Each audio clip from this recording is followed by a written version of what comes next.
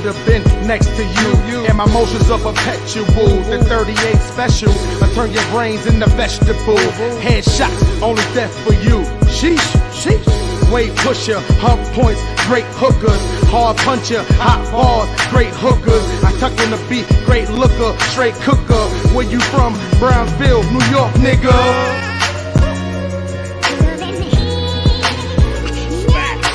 My older bitch look like she young, dick something. While I smoke a spliff, she sips something. No kids or nothing, she's funny and dick loving. Her name meant something, used to sell bricks to her husband, but fuck it. Walked by the police, had to tug it, young and bucking. Time to get out, the bell wouldn't buzz in. 22 little rusted, but still be busting. Screaming and cussing, all you see was niggas leaning and ducking. Sheesh. What the fuck do we have here? Yikes. It's Curry Low, and we back, nigga. My young boy, 30's boy, and we strapped, nigga. What's crack? Let's go. Yeah, I ain't ready for this one. Hey, yo, Tuck. Fuck K.O. Tashi. Yo, man, work time. Lost the nation. Listen, it's the C to the R-I. Leave a nigga R-I. P, so I'm a G, so when I creep, nigga, on I. The hottest shit that y'all niggas seen since the sonar. A once in every 10-year average, just like the solar. Eclipse your boy, Lohc, focus on the next flip. And niggas wonder how I get bread. Take your pick, whether it's fucking with the bricks, so I'm switching up shifts. The way I switch up my bitch, that's how I switch up my kicks. But you can catch me in the Ville, nigga, putting in work. Dipping from the D's, niggas on my back like a shirt. A hot boy in the shit, but my name ain't Twerk. But you can catch me in New Jersey Dubs, selling that twerk for sure. It's a no swag rap era. We should take it back, no snapback era.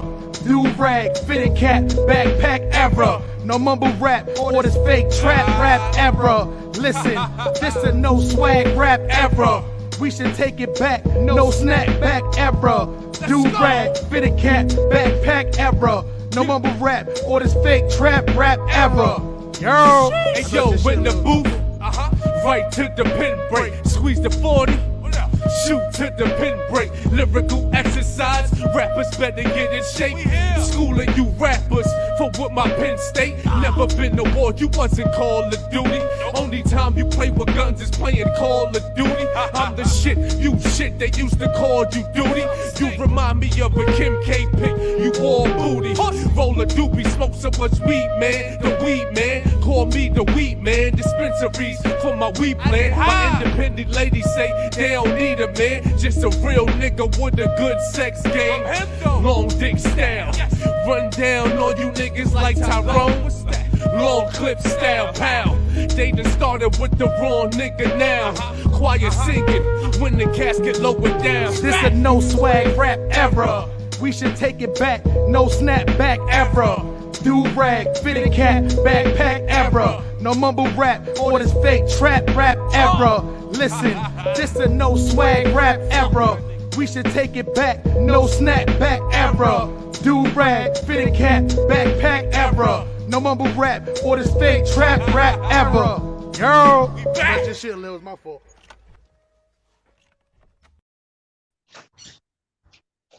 You can reach it.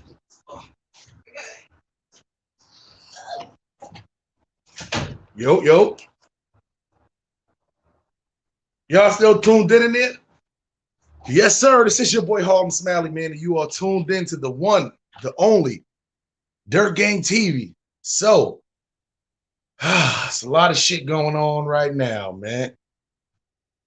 Somebody get me Josiah. Somebody get me Josiah up here quick. Other than that, y'all know what time it is, man. No matter whether you smoking on an indica, a sativa. Hold up. Let me get the shit right. Y'all know I'm running late. I'm just a Brooklyn Crip from a Harlem set. Show some respect. If not, cuz, put it in check. I'm up next. This is your boy Harlem Smiley. You are tuned into the one and only Dirt Gang TV. I know what time it is. No matter whether y'all smoking on an indica, sativa, a hybrid, that Reggie Miller, the Reginald Jennings, the Helping Divisions, whether you smoking out of a Dutch, backwood, Swisher Sweet, Philly, Fonto, with the raw paper, of course, or the Bob Marley paper. Never the bamboo. If you have the grapper, keep that to yourself, man. Time for y'all to sync up, man. Light is up. This segment is talking about Crips and Bloods on YouTube. This segment is going to be talking about a lot of different beef situations that's going on YouTube. Should Crips really be claiming Crips on YouTube? Should Bloods really be claiming Bloods on YouTube? And we're going to talk about the difference between the two. So I'm going to be honest, right? When it comes down to the Blood side of things, it's only a few YouTubers who I watch. A lot of them I like. And we're going to call them members. We're not calling them bangers. We call them members. There's a difference. Corey King. I rock with Corey King. Killer Kev. I think Killer Kev is a very funny person. Also Bosley. Also Bosley, no problems with Jazzo. Jazzo, you know, doing good things right now. Lady Snoop. Salute to Lady Snoop, man. You see what I'm saying? She do a lot of good interviews, always support each other back and forth. So those are probably like 4 Bloods who I watch going, you know, support their movement or whatever like that too, and it's no problem. There's a lot of other Bloods on here on YouTube from the East Coast and from the West Coast, to where it's been looking a little crazy on YouTube the last 2 years. I'm not even gonna lie, when it was just like we're gonna all boil down to it too. I feel like when the Queens flip shit happened, when you had Stack Stone, you had Corey King, you had Soul B, and you had KK up there. I feel like it was the whole start of a lot of the YouTube beef going on between Bloods, especially from the same city. And I don't get it, because back in the day, especially in New York, these are a lot of the first generation in New York Bloods. You see what I'm saying? That, oh yeah, excuse me, and my guy Bosco 100. Thanks, Dutchy the Great. I appreciate that. Bosco 100, I rock with Bosco. That nigga's funny as a motherfucker. But he been on the high haters for YouTube. He more doing Instagram shit now. It's just when that happened, it seemed like everything started going left. And in New York, for a lot of the first generation Bloods that came out, you know, out there at that time, they was there when there was a lot of unity. They was there when, regardless of whether you was GKB, Non-Trade, Sex Money Murder, you know, regardless of whether you was from any of the original 5 UBNs, it wasn't no, well, I'm from this side. It was no division. But as the years start going through, it started, what's the name, man? It started getting a little shaky. But then it's like, once the YouTube shit happened, that shit put a big wedge in between a lot of sets. You know what I'm saying? GS Garden State, Brick City, man. I'm about to put you in the corner for 2 reasons. Don't come in here disrespecting no Blood niggas from New York, even though I'm Crip. Don't come in disrespecting no Blood niggas from New York, and I don't give a fuck who you are. You never put a thumbs down, and then they'll start beefing with each other. Another problem what I have with the Blood shit on YouTube, and not to even bring this dude name up, but here's the problem. This guy, OG Product, is on different platforms. And this is after he said he was good now, all that. He's not crazy no more. His blunt was not laced, all that. He burnt the Blood flag twice. I'm not even gonna call it a Blood flag. He burnt a red flag twice on live. But now he's actually doing interviews where he's coherent, he's regular, he's good. He's doing interviews now pretty much stating that, listen, the reason why I did it is because the Bloods in New York,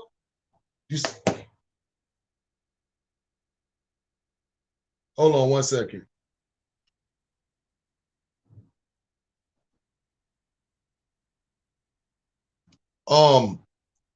Yeah, so he said because the Bloods in New York wasn't going to do nothing to him. He dropped the Addy and all that. But then my thing is he did a live where he's actually wearing a red flag. Once again, not my game. Not my game. Big Cat said he burned his own flag. He washed his washed ass had to go buy another one. Yeah.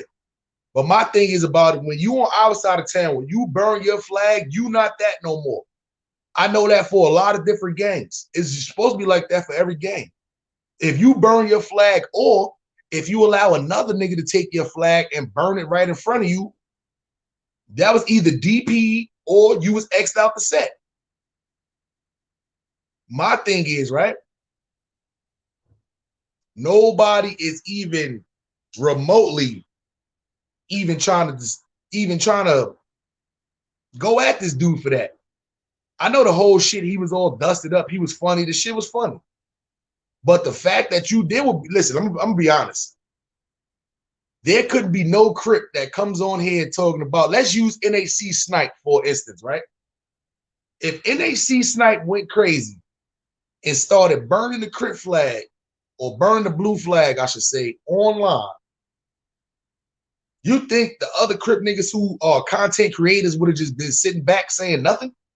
Now, obviously, this guy is somewhere, he's not in the main parts. He's not in New York. He's not in LA. He's not in Chicago. He's not in Atlanta. So to get to him, we're not talking about that, the old pull-up kind of shit. Oh, I'm going to pull up, We're not talking about that. We're talking about just to say something distinctively off of here. His whole page would have been finished. It would have been niggas destroying him every time he did a video, every time he went live, when he wasn't on live. We would have been on here destroying this man. And that's why I'm not getting, it's almost like, oh shit, well, he was dusted. Let's give him a pass. My thing is, right? Listen, if that's the case, right? Especially with this dude right here, Chopper, what's good? Especially if it's this dude, if it was him in New York, he would have got demolished already. My thing is, OG Product has a big page. He has a big following. He has a big page. He has a big following. They should have been destroying this nigga. It's funny because when you punch up the whole OG Product video when he went crazy, the first couple of videos pop up as mine and then other people. Out of the 3 videos that pop up, it's like literally 2 of them is Crip niggas talking about the shit crazy. Because y'all already know me, man. I'm saying I'm definitely low, but on the same time is too, I got a lot of family members that's Damu from New York. You see what I'm saying? So, and I know me being around these motherfuckers for years, putting in work with them, seeing work they done put in and all that. There's no way you're going to tell these motherfuckers after 20 plus years that because they not from a certain place that they fake. But you got motherfuckers like OG Product. And this is not no blog talking about him because we're going to get into other people too. That's making Bloods in New York look crazy right now. It looks crazy right now. Dream Chaser 22, what's good? CW, what's good? Cosmo Star, what's cracking? Black Rock, man. Jet Woo, man. See what I'm saying? See? Now you gotta go. Now you gotta go. Now I gotta block you now. GS Garden State. You want to be funny. You know what I'm saying? So, got niggas looking crazy out there. He's not the only one, though. He's not the only one, though. But I will say he got people out there looking the craziest. Picture me roll. That's a fact, man. There are no active Crips and Bloods on YouTube. Talk that shit. Picture me trolling. We on YouTube. Why y'all think I never be on that shit? Oh, I'ma pull up when I catch you. I'ma boom you. Like, that's stupid. That's stupid. Because I know niggas like me is everywhere. We everywhere. So what's the sense of telling this man because we on YouTube, oh, when I pull up, I'ma boom you? Nah, that's stupid shit. That's pussy shit. That's big shit. That's why I don't ever use that term. I'm a pull up on some. Nah, for what? This YouTube shit, my nigga. But at the same time, if you see me in the street, be prepared to keep that same energy. I'm not gonna talk about, oh, I'm gonna pull up on you.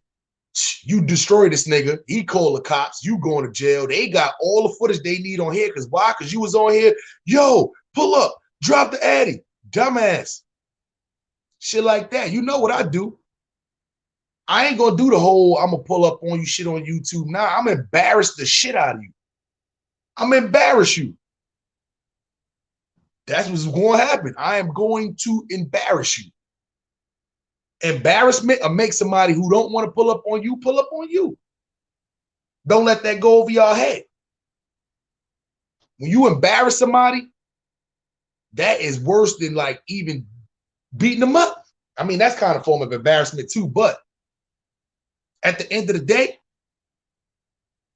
picture me trolling said, took the words right out of my mouth. It's all entertainment. It's all entertainment. But you niggas acting like YouTube is life. Look at this dumbass nigga Bullets got him. Is he blood? Is he Crip? Is he that? Is he this? Did he do it? You don't know what this nigga is, who he hang out with. All you know is that this nigga do nothing but drama all across the US YouTube globe. Excuse me. Not even the US YouTube globe. He be in other sectors doing that. Anybody in the chat, when's the last time y'all seen Bullets Gotti in the algorithms? I'll wait.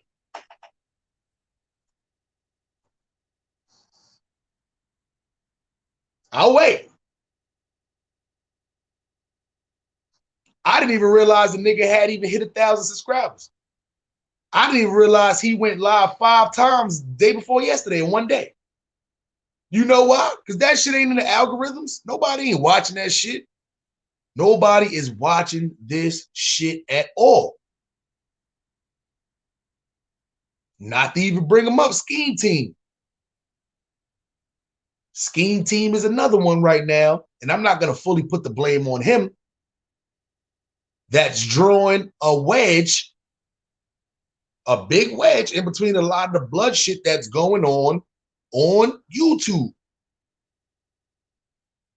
People ask me all the time why I don't, I remember when I first started doing YouTube. Because of the content that I was doing, I was super new. Scheme had already had like 10,000 subscribers ready. So when I was doing my YouTube videos, I used to get mad trolls come over there because the shit I was talking about. Oh, don't let Scheme find this channel. When Scheme find out about this channel, it's over. He gonna end your channel career. And I'm saying, like, who the fuck is this nigga Scheme they talking about? I used to get mad trolls. At first, I used to answer the shit back and forth like any normal YouTuber used to do. Answering all the shit. Yeah, this is Scheme lane. Scheme gonna get mad. He gonna end your whole channel. So I had to go over there and see who Scheme was. And as I looked to see who Scheme was, realized I grew up with a lot of Scheme's family. So this is the whole reason why I never even went and did the whole, oh shit, let me, because a lot of YouTubers do that. They feel like because y'all in the same lane that niggas ain't gonna have, they gonna have beef. It's not like that. Never got like that. So when he had like 10,000 subscribers and all that, and they was running telling me this, I had like maybe 500 subscribers. I wasn't even monetized yet. You see what I'm saying? But as I started watching him more, I started realizing like, yo, this is crazy because one thing about me is I'm one of them people, I don't even care your gang no more. If you from Brooklyn, you can get my help. If you from New York, I'm talking about like before a lot of other people. If you a black man, if you from Brooklyn and you from New York, you ain't got to ask twice for my help. But at the same time, if you doing snake or doing some crazy shit, so as I started watching him more, I started realizing like, yo, this is really not the way to go. This is not the way to go as far as with your own people. This is not the way to go as far as like the recording and all that. It's not the way to go. So as I started getting my subscribers up, less of the scheme heads started coming over there with their little threats. Because they started realizing, like, oh shit, not only did this nigga catch up the scheme, he surpassed scheme. So a lot of them that I don't hear from them no more. But before they be, oh yeah, scheme found out about this channel, it's over. It's over.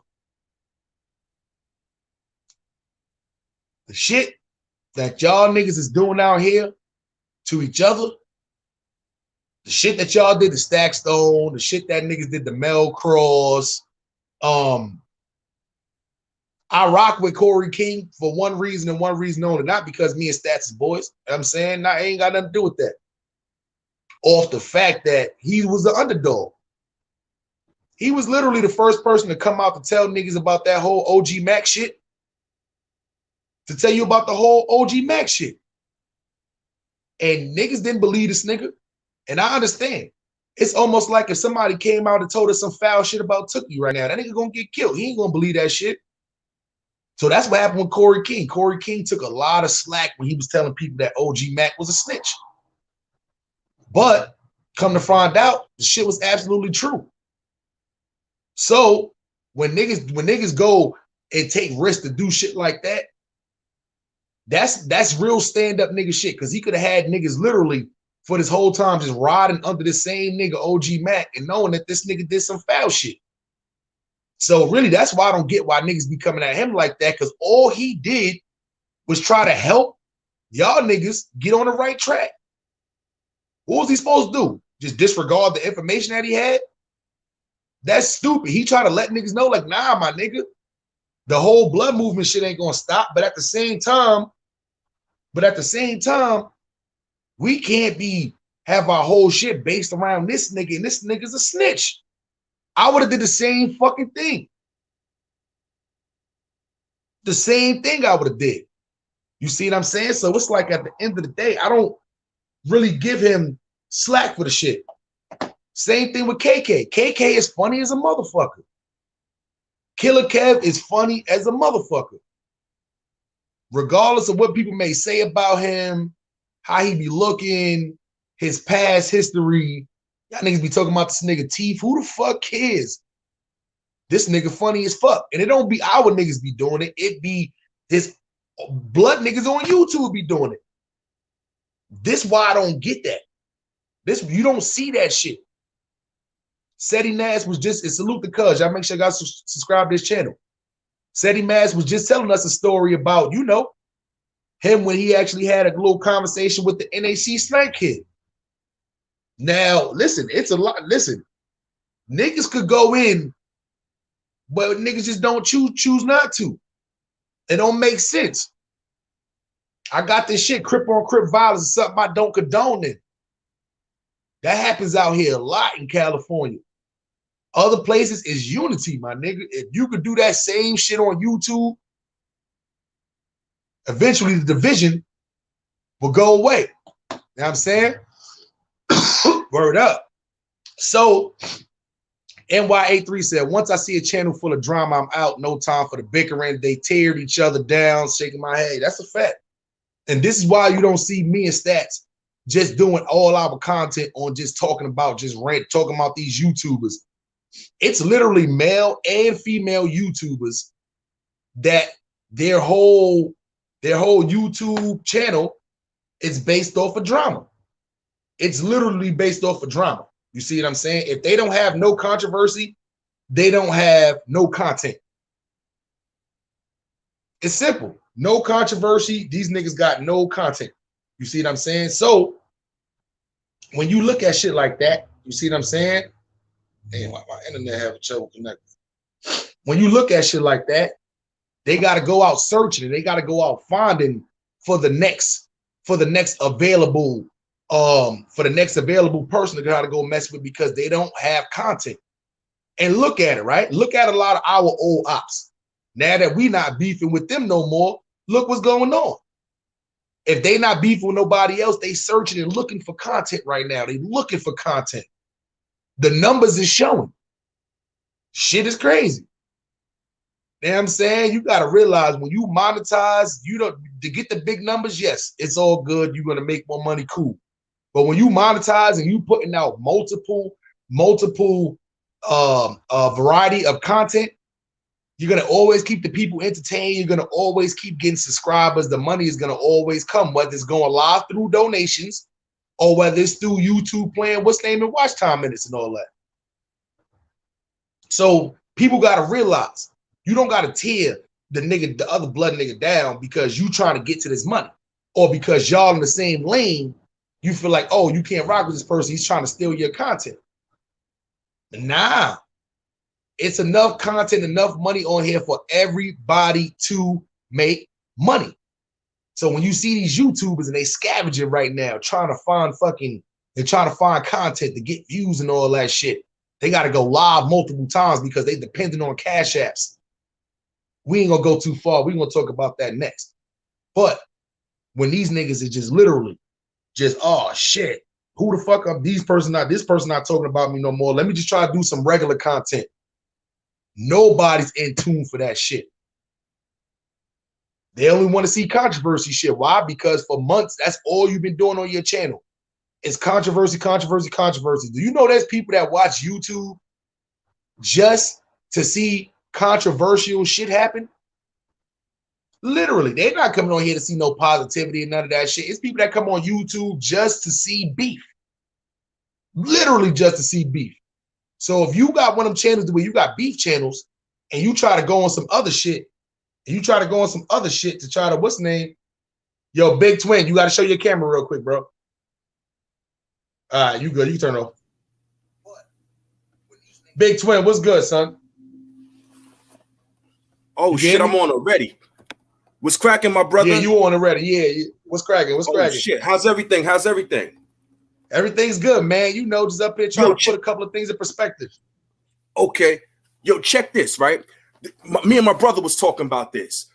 The beginning, right? Of okay, Queen's Flip did that show, right? The NYC Bloods, right? Now, before that, shit was kind of like it was dying down a little bit. You know what I mean? You wasn't really hearing too much about the Lohc and the blood and all that. Once that episode hit, yo, that was like the birth of a nation. That started the whole revolution of, you know, you got all the videos on YouTube, but this one's talking about that. I'm like, yo, you know what I'm saying? If you go back and retract the whole thing, you're going to realize that was the beginning. You understand the origin? Yeah, that was the origin of the whole shit. Yeah, Yep. Oh, man. And because that shit led to everybody eventually attacking Stack Stone. And then that eventually led to people attacking Soul B, which that's why Soul B really don't even be on YouTube like that no more. Not saying they ran him off of YouTube, but at the end of the day, he was really into that shit. And then you had the whole core, which led to the Corey King versus Nino Cappuccino shit, which now is bringing two different coasts into the shit. You see what I'm saying? So, and then from there, then you got all these other smaller people who started doing it too, like Jazzo, the Schemes, and the stuff like that too. So it boiled down, but it all boils down to, I feel like if that interview never happened, it never would have opened the doors for them to attack Stack Stone like that. When that shit happened, people felt like it was okay to go ahead and attack other blood niggas on YouTube. Fact. That interview right there with all four of them sitting there, it's accredited to a lot of different trials and tribulations that has happened after that. You know what I'm saying? This shit is crazy. Yo, I seen somebody on the chat said there's no active blood and Crips on YouTube. That's a fact. Yeah. That's a fact. But I'm gonna tell you, let me give you a couple seconds. I'm gonna tell you a quick story. I was walking on Simpson, right? Southern Boulevard in the Bronx, right? And I see some dude, he looked like he was on his shit, like a little small, short, dark dude, right? He's looking like he's on his shit. It was Killer Kev. Oh, shit. You know what I mean? So I'm like, so I'm looking like he's looking. I'm like, yo, you look familiar. And he's like, he lifted his hat up. He's like, yo, you know me. I'm like, oh shit. I'm like, yo, you the dude from the Queen's Flip interview. You know what I mean? And yo, the nigga was a cool dude. You know, he's a cool dude. Nigga's mad short, but he's a cool dude. You know. So he's from Brownsville, man. He's from the Ville, yeah. So a lot of these dudes just talking about their past. You know what I'm saying? You meet a lot of these people in person, they're gonna be on some chill. What up? But you know, that's their past. They talking about their past. You know what I mean? But that's a fact, Big Twin, man. Yes, sir. Jump, that hat is fire. I ain't gonna lie. I gotta get that Brownsville shit like that. That shit fire. I ain't gonna lie. Good, right. Yeah. Yes, sir. Yo, remember how you just said a minute ago? You was like, there's certain people that remind you of people you grew up with. Yo, I'm gonna be honest with you. The dude Scheme, yo, I know 1,000 schemes, 1,000 people that's like that. You know what I mean? You know the Bronx. You know the vibes here. Yeah, you know that's a fact. I know 1,000 of him, which shit like that is what keeps me active. You know what I mean? Like I could be on some chill shit, but as soon as I run into like people with that type of swag, yo, I'm back on it. I'm back on it. I got 21 years in this. You know what I mean? I'm back on it. Once I run into certain type of people. You know what I mean? But for the most part, like, you know, we humble. We be doing the YouTube thing, but it could definitely turn into some other shit. You understand what I'm saying? That's because a fact. You know, one thing I always say about me compared to the rest of these dudes is I'm still here. I walk the streets every day. You know what I mean? You know, you might see me for whatever I am on YouTube, but the streets know, you know, the truth. They know like who I really am in my past and things that I've done. You know what I mean? Fact. So I try to be humble. You know, I try to be humble, keep the positivity, you know, keep the positive vibes and all of that. Because, you know, one thing I realize is living positive, it has worked for me more than living negative. That's a fact. That's a fact. It's karma, man. You do positive things in life, positive things are going to come back to you. And that's why I tell people, too, when I was younger, I had so much of a grimy aspect to life. It's like now I don't think like that because I realized this is the whole reason why I was went to 7 different high schools. This is the reason why I was locked up 7 times. This is the reason why, you know, it was just a lot of shit that was going down because I was out there doing negative shit, shot 3 times. You see what I'm saying? It's a lot of shit. But once I stopped doing all that negative shit in my life and started doing positivity, then I noticed that's when all the good shit started happening. You see what I'm saying? The struggle became less of a struggle once I started doing positive shit. And that don't automatically mean just riding down the block and giving the homeless guy $1 standing on the corner, even though that helps too. But we talking about just in life, just in general, help people more than you harm them.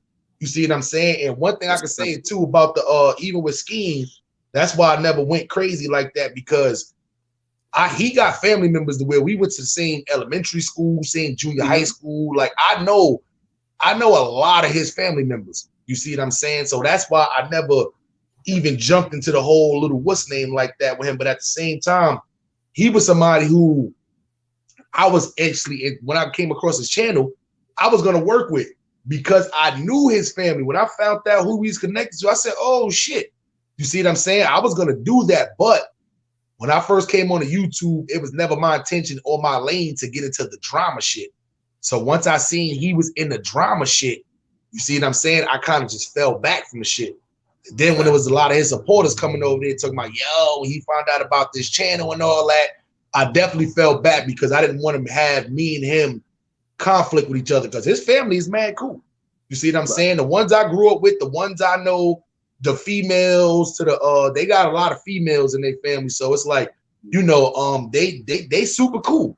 And I would hate for me to have to go back to the hood, end up seeing them over some stupid YouTube shit. You see what I'm saying? So I just kind of fell back. But at the same time, you know, we're going to call a spade a spade.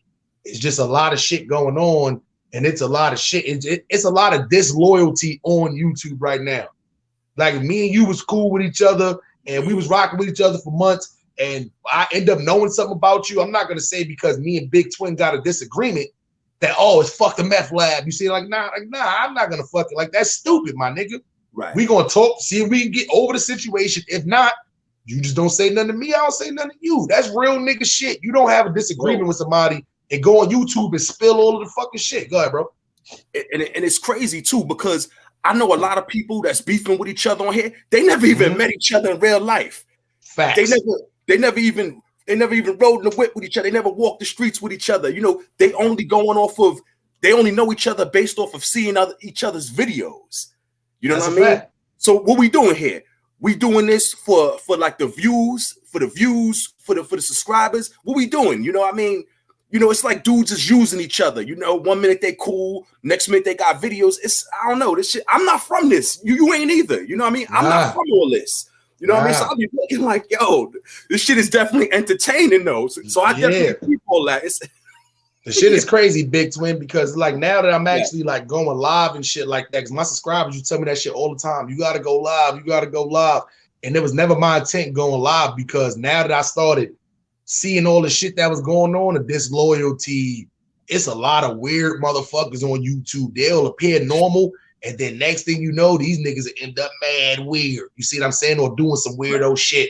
Bullets Gotti, once upon a time, we thought he was normal because when he was around us, he would act normal. But then as the time go by, this nigga just got weirder and weirder and weirder. You see what I'm saying? So it's like, and I noticed, like me, I'm not no begging nigga.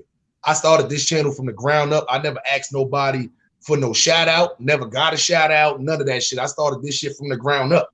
So when I see motherfuckers on here begging all day to get weed money and to get fucking rent money and shit like that, oh, hit the Cash App and all this shit too. And it's males and female YouTubers. It's a whole big fucking, this shit is like a whole big begging spree on here. And it's stupid because it's already ways for you to get paid without begging motherfuckers on here. You got to put in work. I don't come here. Yeah, I don't come here. I don't have my Cash App going across the bottom the whole time I'm talking. I'm not telling niggas to hit the Cash App. It's YouTubers that literally have an open panel and would charge somebody, tell somebody they got to hit the Cash App before they can come up on the panel and talk. Fact. Yeah, niggas is going extra hard on here, you know? Niggas, like what?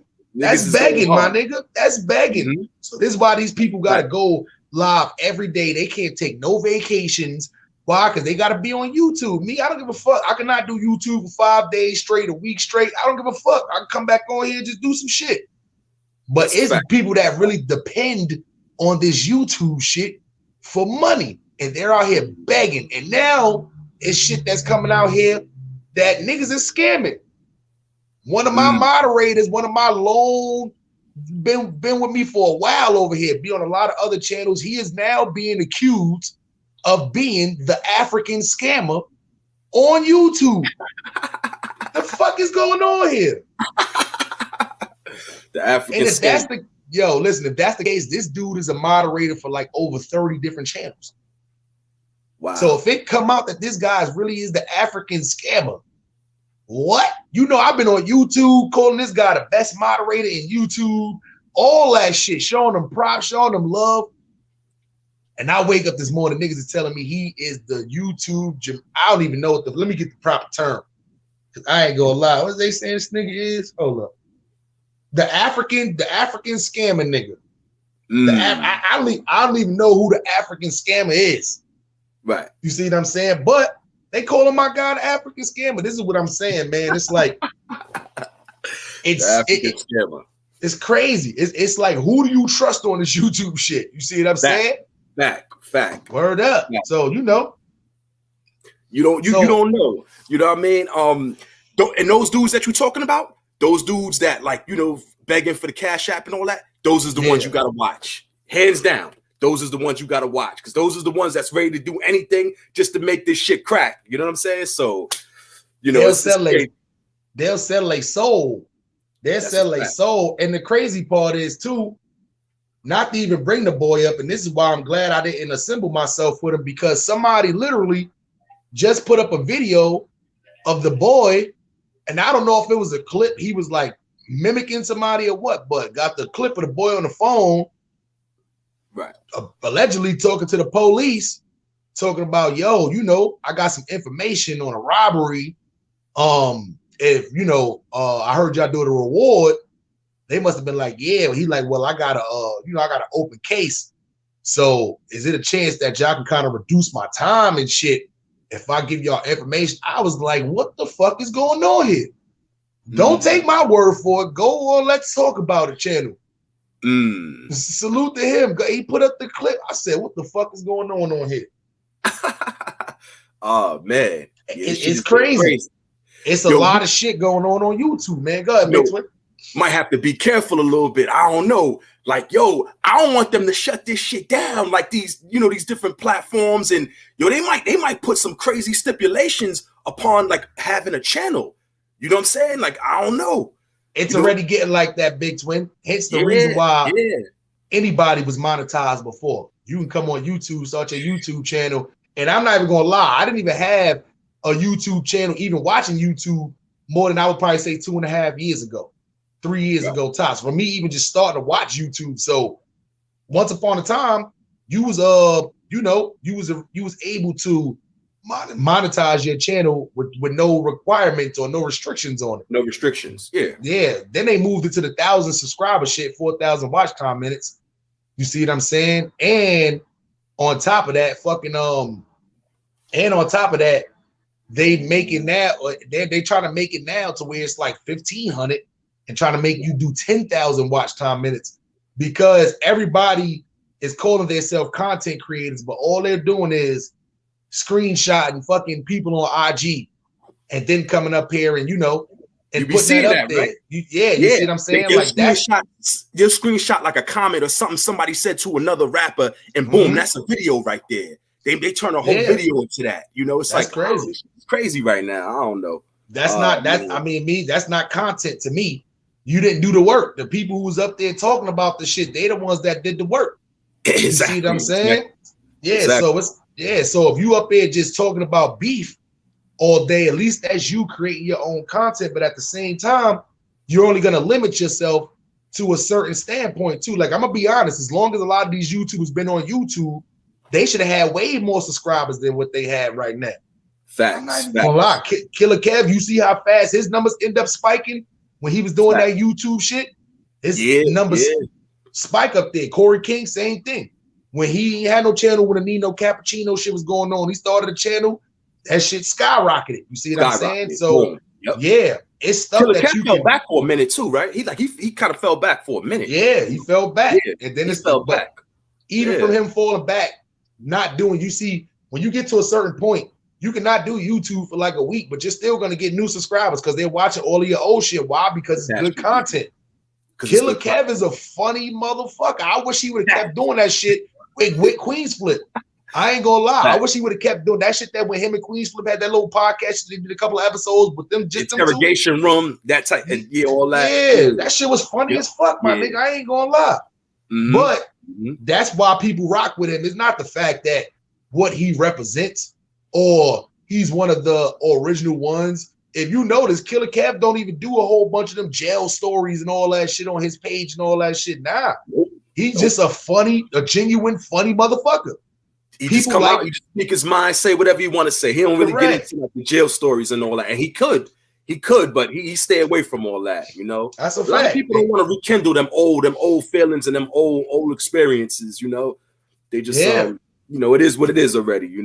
That's a fact. So it's like if you're not a person to where you got a story or you got a background or something, you got to work extra harder, just to get in your feet through these YouTube streets. Get your feet in the door.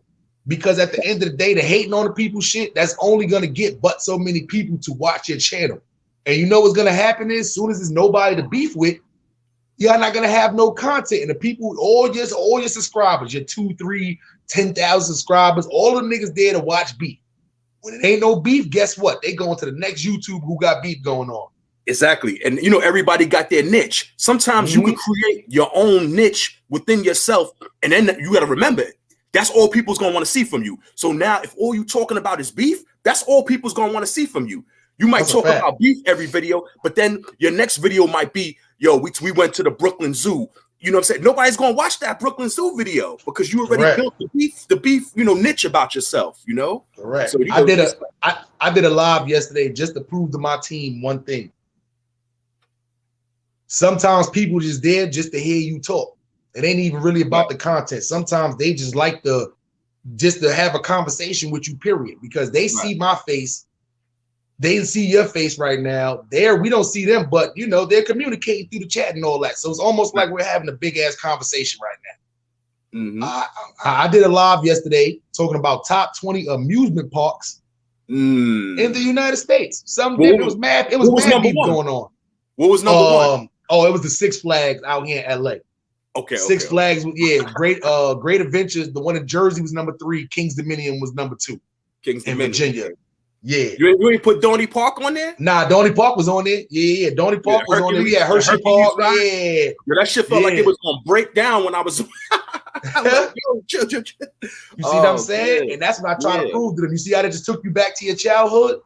This is what I try to tell people. You can create content. You got to sit back and just think like, okay, it's not just going on here and just hitting that live button. Let me just put open panel on there and just think about some shit to talk about. Like, nah. So when I did that, I try to tell my team, long as you have a structure, long as you make it interesting, I don't care what you're talking about. You're gonna on YouTube, you know some of the craziest shit on YouTube that they got that people making money on. It's What's this that? Guy Treasure Hunt from Jeebus. He's like got like hundreds of thousands of subscribers. He literally goes in storage units and his girlfriend records while he's going through storage units. And they do dumpster diving. They literally go to like back of like fucking GameStop and they'll go through the dumpster and they might find something, they might not. That's content on YouTube. He got 100,000 subscribers. It's motherfuckers right now that got you ever know the rain sounds and stuff like that? It's just a whole sector for that. They call the sound effects. I seen that. Showing their faces. These motherfuckers got millions of subscribers. They put their camera up and just record rain and thunderstorms. That's content. These niggas are making hundreds of thousands of dollars off of doing that. So you mean to tell me a nigga could just put a camera up by his window when it's raining outside, record that? That's content. Yeah, it's like sometimes you got to use more than 10% of your brain. You know what I'm saying? You might come up with other stuff because, you might have like 20 different things that you think of every day. You add a 21, a 22 to that. Like, you might, open up a different portal. You know what I'm saying? Do something different, Fact. That's a fact. So that's what I try to tell people. It's stuff out there. It's people on YouTube that's looking for specific stuff to watch. Long as you make it interesting, it's good. I don't got 25,000 people who here watching the gang shit. Like, nah, I don't think all of my subscribers is here for the gang shit. I know a lot of people is here that want to hear about the gang shit. My numbers when I do the gang shit is a little bit better. But at the same time, I know I got people that's here for the music. Some people might be here for the Harlem Smiley story. Some people might just be here just to find out about different weed strands. That's what you got to do, though, too. See, before on YouTube, you used to use it was fun. It was cool to just make like 5 different channels and then make one channel this, one channel that. A lot of people doing that, and that fucked up a lot of people. That's a good idea when you have enough subscribers. Like if you Hassan Campbell right now, you got enough content like that to where you can start a whole new channel, different story. If you Queens Flip right now, you can do shit like that. But us regular niggas that's under 100,000 subscribers, you can't do that shit because all that shit is gonna do. It's like splitting your money. It's like you owning 2 restaurants, but you put them on the same block. That's stupid. All you doing is just splitting the money. You see what I'm saying? So at the end of the day, it's like the new shit that I'm doing and that that we get a team to do, put multiple content on your one channel. Get that shit to like 100,000 and then you can drift off and venture off and start doing other shit like that. That's a fact. Yeah, after you done built it already, now you can start getting into other you once you built it. Correct. So now what you got a big channel, have people from your big channel start going over to your smaller channel to start doing shit like that. So this is a lot. I'm saying like DJ Ghost, I ain't even gonna lie. Like that's one of the smartest YouTubers that's out there. And I ain't even gonna lie. It's like I'm not in the same lane as him. I'm not even the same conversation as him. But at the end of the day, I like the road he took. He wasn't on here begging nobody. He wasn't on here asking, it wasn't no big YouTubers, nothing giving this nigga no shout outs. And I see when he did. He went from a 1-bedroom apartment and he just kept leveling up. And he kept putting out mad content. He kept leveling up. So I don't see too many YouTubers on here taking that same route. That's like Bullets Gotti, and not to even keep bringing this nigga name up. His whole way of trying to get popular is going around and and like fucking just clowning on mad people, different platforms and shit like that. So he can try to get his name out there to get shout outs and all that shit. That's the lazy way. That's the lazy way. You see what I'm saying? It's a way for you to get out there, politic, get your name out there without you using the whole beef shit. You see what I'm saying? I mean, you yeah, we don't always got to tear each other down. You know what I'm saying? We get enough of that in real life on whatever you're doing. You got a lot of haters in the street. You got this and that. You might go to your job. You got people there that's hating and talking behind your back. When you get enough of that in real life, you don't need to come to something that makes you happy. You got a YouTube page and that makes you happy. You don't need to be here experiencing them same vibes and bad vibes all over again. You know what I mean? Like that's a fact. Yo, you could be you could be your own worst enemy. You could be your own worst enemy. You could, Good, bitch. When you good. No, you good. You be your own worst enemy. Like, you could keep mentioning people's names and all that. You're gonna get what you asked for. You gotta be humble. You don't gotta tear everybody down. Everybody don't gotta be beefing. Y'all never even gonna see each other. Y'all never gonna run to each other on the street anyway. Like, what y'all doing?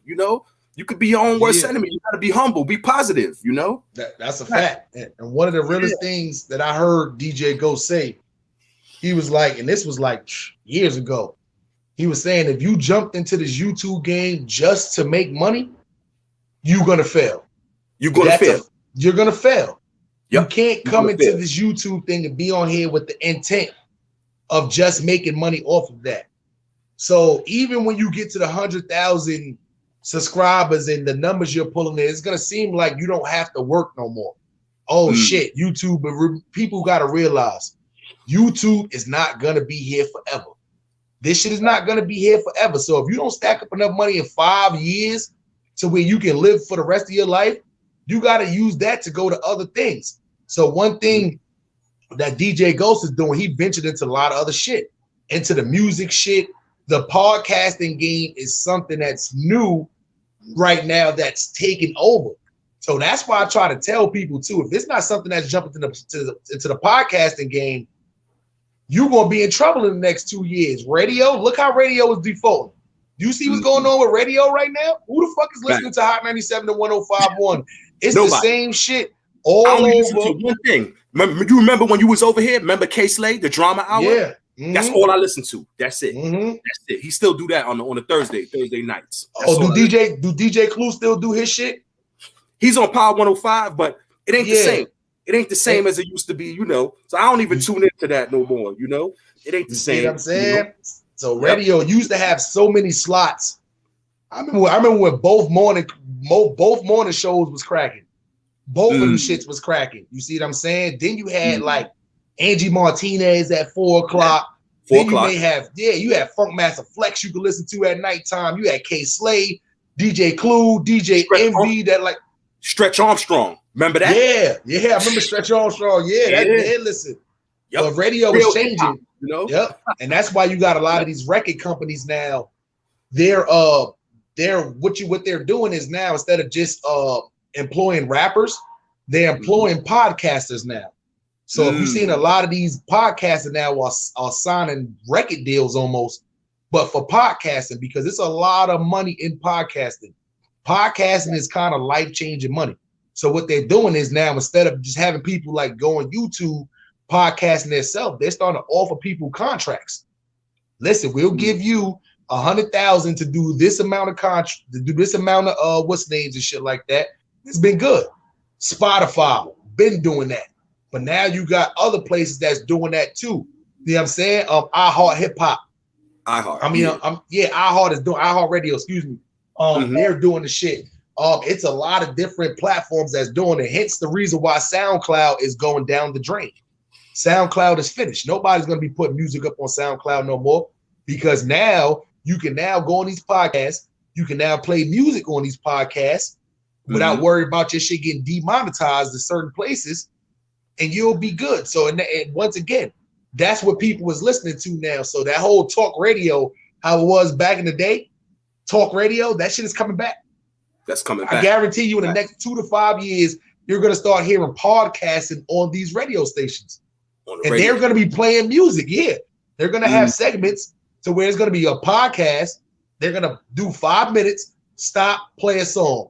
5 minutes, stop, play a song. That's how it's going to start being there. Everything's going to go digital. Boom. Straight digital. Everything. Click in. Everything. I'm telling you. And I'm going to be one of the first people out there. Yeah, I'm jumping on that train, baby. I'm telling you, people thinking like They got to start doing research, man. This YouTube shit, it's all fun, but at the same time, you can really use this to secure your life, to make your life very stable. But it's just like you gotta research, man. Back, yo, Harlem Smiley. This is the last thing I'm gonna say. I know a lot of other people want to come in, but I want to ask. Nah, you good? I could let 1,000 niggas come up, boy. I mean, not 1,000. I could let 10 niggas come up here. You good? Though, good. Okay, let me ask you this. Okay, as far as like the YouTube, do you see like let me see. All right, you got a certain sector of YouTube, right? Which is the black YouTube, where like my videos, your videos, it's all coming through our feeds. I can see all your videos be coming through my feeds. You know, it's like the black section of YouTube where just like the black videos coming through the feed. It's like I be feeling kind of embarrassed sometimes because we like the only ones that be on that bullshit. You see, like, you know, on the beefing bullshit, like the videos about other people, niggas is putting other niggas' heads on people's bodies. Like, you don't see that when you put makeup on niggas and shit. Yeah, when you in like the white parts of YouTube, you don't see none of that. Like, you don't see this gamer got this and this gamer, or this dude who does construction teaches you how to make a patio. This and this one who. You don't see that in no other race on YouTube but us. You know what's crazy, Big Twin? People don't even realize, right? They think it's just the sector over here, the black sector. They don't even realize it's a whole shit called the beef sector. A whole shit on the other side of YouTube, to where it's a lot of YouTubers that's just beefing with each other. So you know, over here on this side, a lot of us know each other. But if you go across the water on YouTube, it's a whole nother sector that's doing the same shit we doing of black people, but they just call it the beef sector. So, but once again, you're not seeing the Asian people on here beefing with each other. You're not seeing the white people on here beefing with each other. You're not even seeing the Spanish YouTubers, or excuse me, the Latino YouTubers even on here beefing with each other, because now you're starting to see a lot more Latino YouTubers too. But they not on here beefing with each other and stuff. That's why I'm not thriving my shit off of just, I'm gonna help any YouTuber who wants help, who's not on no weirdo shit, and who wants to put in work. I'm not gonna do the work for you. I can give you a couple of gems to, you know, and let's be for real. I'm still learning gems myself. I'm nowhere near where I'm situated with. When I get that 100,000 plaque, I'm not even gonna be just, you know, what's name content with that. I gotta keep going past that. Keep going. Yeah, but once again, same thing you said. When you help people, you do positive shit gonna come back to you. So that's what I'm doing a lot with this YouTuber shit. So all you gotta be is just that's a fact, man. I don't give a fuck who you is, what kind of content you doing, because the people in our squad right now, we don't got the same content. You see what I'm saying? Me, I do a lot of the gang shit. Stats deal with a lot of the relationship shit. Melly Mel is about to have the interview shit on lock. You see what I'm saying? And on top of that too, you know, other people like, you know, like Sean. Yeah, man, y'all make sure y'all go and subscribe to Ambition. See what I'm saying? Go subscribe to Ambition, and it's spelled like that, just with a AMBISHON. Go subscribe to my guy, man. He do a lot of the reaction videos. He do a lot of the GTA stuff. So, you know, my guy just hit 1,000 subscribers too. You know what I'm saying? T History got to 1,000 after, you know, his first channel got taken down. So that's what we doing here. We trying to get everybody to that point who's near the team, even if you're not directly on the team, but you just around the team. We gonna help you to get to that 1,000, and then what you do from that 1,000 is up to you. That's what I tell everybody from there too. We ain't signing no contracts. We ain't holding nobody hostage over here. We ain't saying, oh, because you rock with us, don't be in that person's chat. We ain't doing none of that shit. We don't care. You're a grown man and grown woman. You see what I'm saying? But once you get to that point, if you fuck it up, you fuck it up. If you excel, we good. Yo, Harlem Smiley, again, like a lot of people, they only know each other on here from each other's videos and this and that. So it's like, you can't get mad. You can't get mad because this person might have did an interview with this person that you beefing with, or this person might join somebody's live that you beefing with. Yo, my man, like, yo, we moving positive. That's it. You know, you can't, you know what I mean? You gotta know yourself. You gotta be in tune with your spirit, with your soul and all of that. You can't go off of every emotion that you feel. You don't have to manifest that through a YouTube video. You know what I mean? You gotta know yourself. You gotta know your That's a soul. fact. You know, stay in tune. Yo, cuz I gotta go pay a bill real quick. Yeah, cuz, y'all appreciate you for having tapping in, Lohc. Yo, cuz, heart to heart, you already know. Soul to soul, man. You know how that go. Yes, sir. You already man. know. I'm gonna And see y'all you in a make minute. sure, yeah, for sure, man. Y'all make sure y'all go subscribe to my God channel, man. Big Twin, hit him with the shit before you go. You already know. This is the Meth Lab. If you look at my name right here, that's you put in the Meth Lab in YouTube. You're gonna see a circle. You're gonna see me right there. You can subscribe to that. Check out the videos. You know, leave a comment. Let me know. Let me know how I'm doing. You know, if my shit is whack, tell me my shit is whack. If y'all like it, tell me y'all like it. Yo, it's whatever. Yeah. You know what I mean? Yeah. Keep it official. That's facts. You already Yes, know. sir. Yo, Heart to C40, heart. Lohc. You Yes, already. sir. Soul to soul, man. Yeah, man. So y'all make sure y'all go subscribe to the Meth Lab, man. And I'm gonna drop that link. And let me tell y'all something else, man. I know y'all was like, what the hell happened to the versus battle last night with Texas versus the Bronx and Harlem? Fuck yo, man. Somebody tell Waco that list he sent me was terrible. We doing that today too. We gonna do that live, man. Somebody tell Waco that list he sent me was terrible. So that's why we didn't do that. And then when I woke up this morning to a lot of emails and started, you know, getting my morning going and realized there was a lot of bullshit going on here, I said, nah, we got to talk about it, man. We had to talk about it. I'm so sick of this YouTube niggas. Like, y'all got to remember, man, if y'all the same gang, stop airing each other's fucking dirty business out. But once again, if you one of them disloyal niggas, to where somebody's chilling and then you trying to throw them out there, then they do a little fall from grace, oh well, it's fair game at that time. But at the end of the day, y'all YouTubers, yo, listen, y'all YouTubers that's on here begging, y'all gotta quit that shit. If y'all niggas is in the same gang, and y'all grew up with each other, y'all gotta quit this shit. You see what I'm saying? Y'all gotta quit doing this stupid shit on here. If you rock with that person on YouTube, y'all been chilling for, y'all been chilling for like months, a year.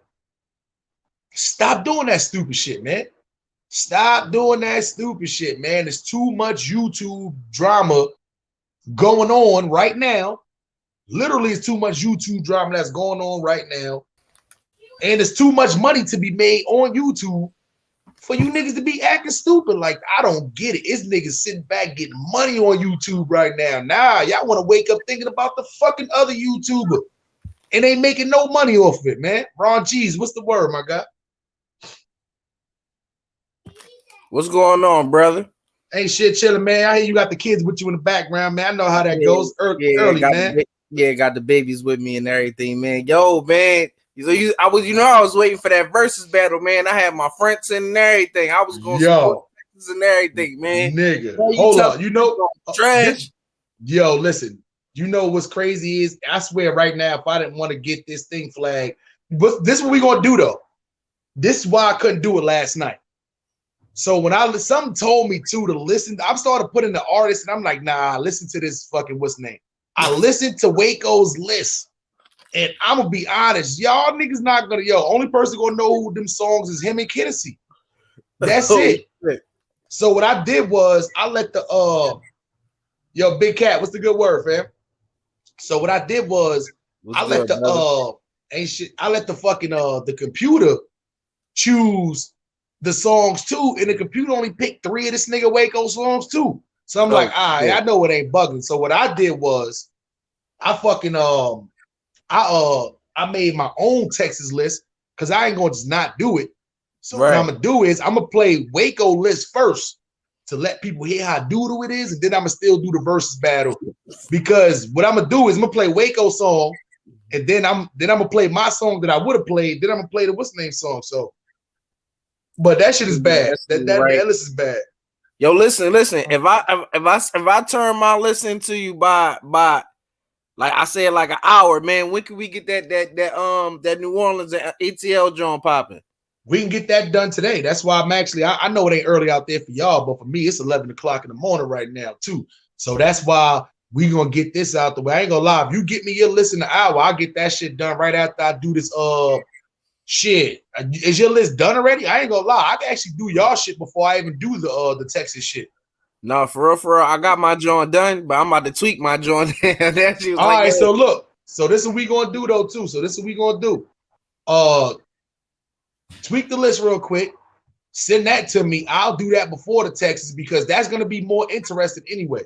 Because like the songs I picked for Texas is gonna make it a battle, but that shit that Waco picked, nah, that shit would have been a landslide, my nigga. It would have been like fucking, and it was 40 songs. It would have been like 35 to 5. Like, nah, nobody wants to do that. He had to pay somebody whole album on that joint. Fucking zero. He put mad zero songs on there. Like, god damn, my nigga. Zero. Like, shit. I know who Zero is.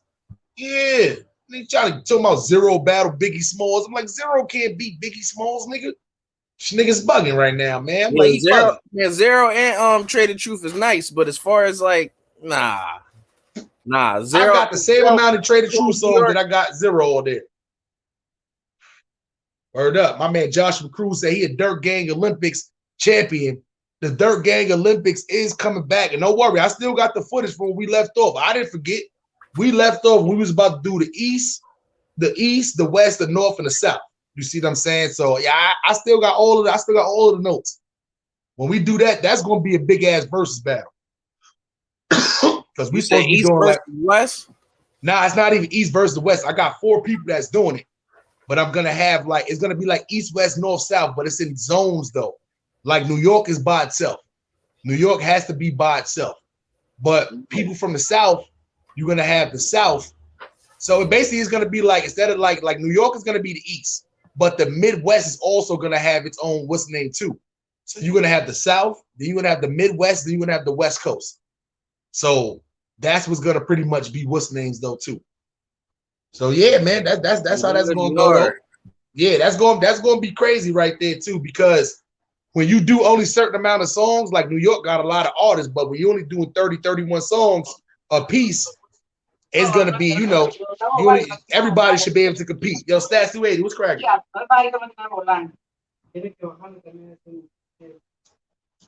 Yeah, man. So that's how that's gonna go. But yeah, man. So just to touch back in on the subject that we was talking about before we get out of there, man. You YouTubers, man. I tell y'all one time, and I tell y'all one time only. Don't come for nobody in my team. Y'all on that beef shit? Go down that block. Don't come for nobody in my team. Josiah, salute. Josiah, I don't even know if you hit links. I'm going to drop this link one more time. My boy, why is niggas saying that you are the, hold on, let me get this, what's the name? Why is people saying you the African scammer? And what the fuck is the African scammer? Yo. I woke up to 4 different what's names. Big Cat, you know what the African scam is? Nah. Let me know. That's what I'm trying to find out right now too. Josiah, you gotta No, that's not what we're talking about though, right? That's not the topic, right? I just want to chime in on the topic, right? Go ahead, talk about the topic, my nigga. All right, listen. So I agree for the most part, right? Now, how I see it is that a lot of dudes, whatever color you rep, whatever side you're on, you have a gift, right? Your history, whatever work you put in, yeah, you could spread that word, and that's, that could be your gift, right? To spread the message. Like let's take somebody like Mel Cross. He took his past and he's putting that into working with the children. So that could be used as a gift, right? That's a fact. You copy? So on the other hand, you cursing some dudes is cursing themselves by trying to sit here and not know how to use their gift, bro. That's a fact. They cursing themselves because they cursing their legacy. Like, bro, you done put all this work in, just at the end of the day, you coming out looking like a fool. So what you put that work in for? Why, if you stood solid for so many years, why you still ain't standing solid? That's a fact. Why you selling out? So that's me sticking to the topic, bro. Because it was about the gifts and the curses of this gang shit. You understand? That's a fact. So it's like I want to elaborate more on these dudes being bozos, bro. because dudes is turning into whole plates. Even if dudes ain't active, you making non-active motherfuckers want to touch you because of the shit that you saying, bro. Yep. But you know, that's just my 2 cents, bro. I appreciate y'all letting me have the floor. Yeah, nah, that's a good concept though. That's why I told people too, is the gift of it is that, especially when you on the East Coast side, is there's a lot of people that don't know what goes on out there because they never travel out there, or they just, you know, didn't even want to know what was going on with it.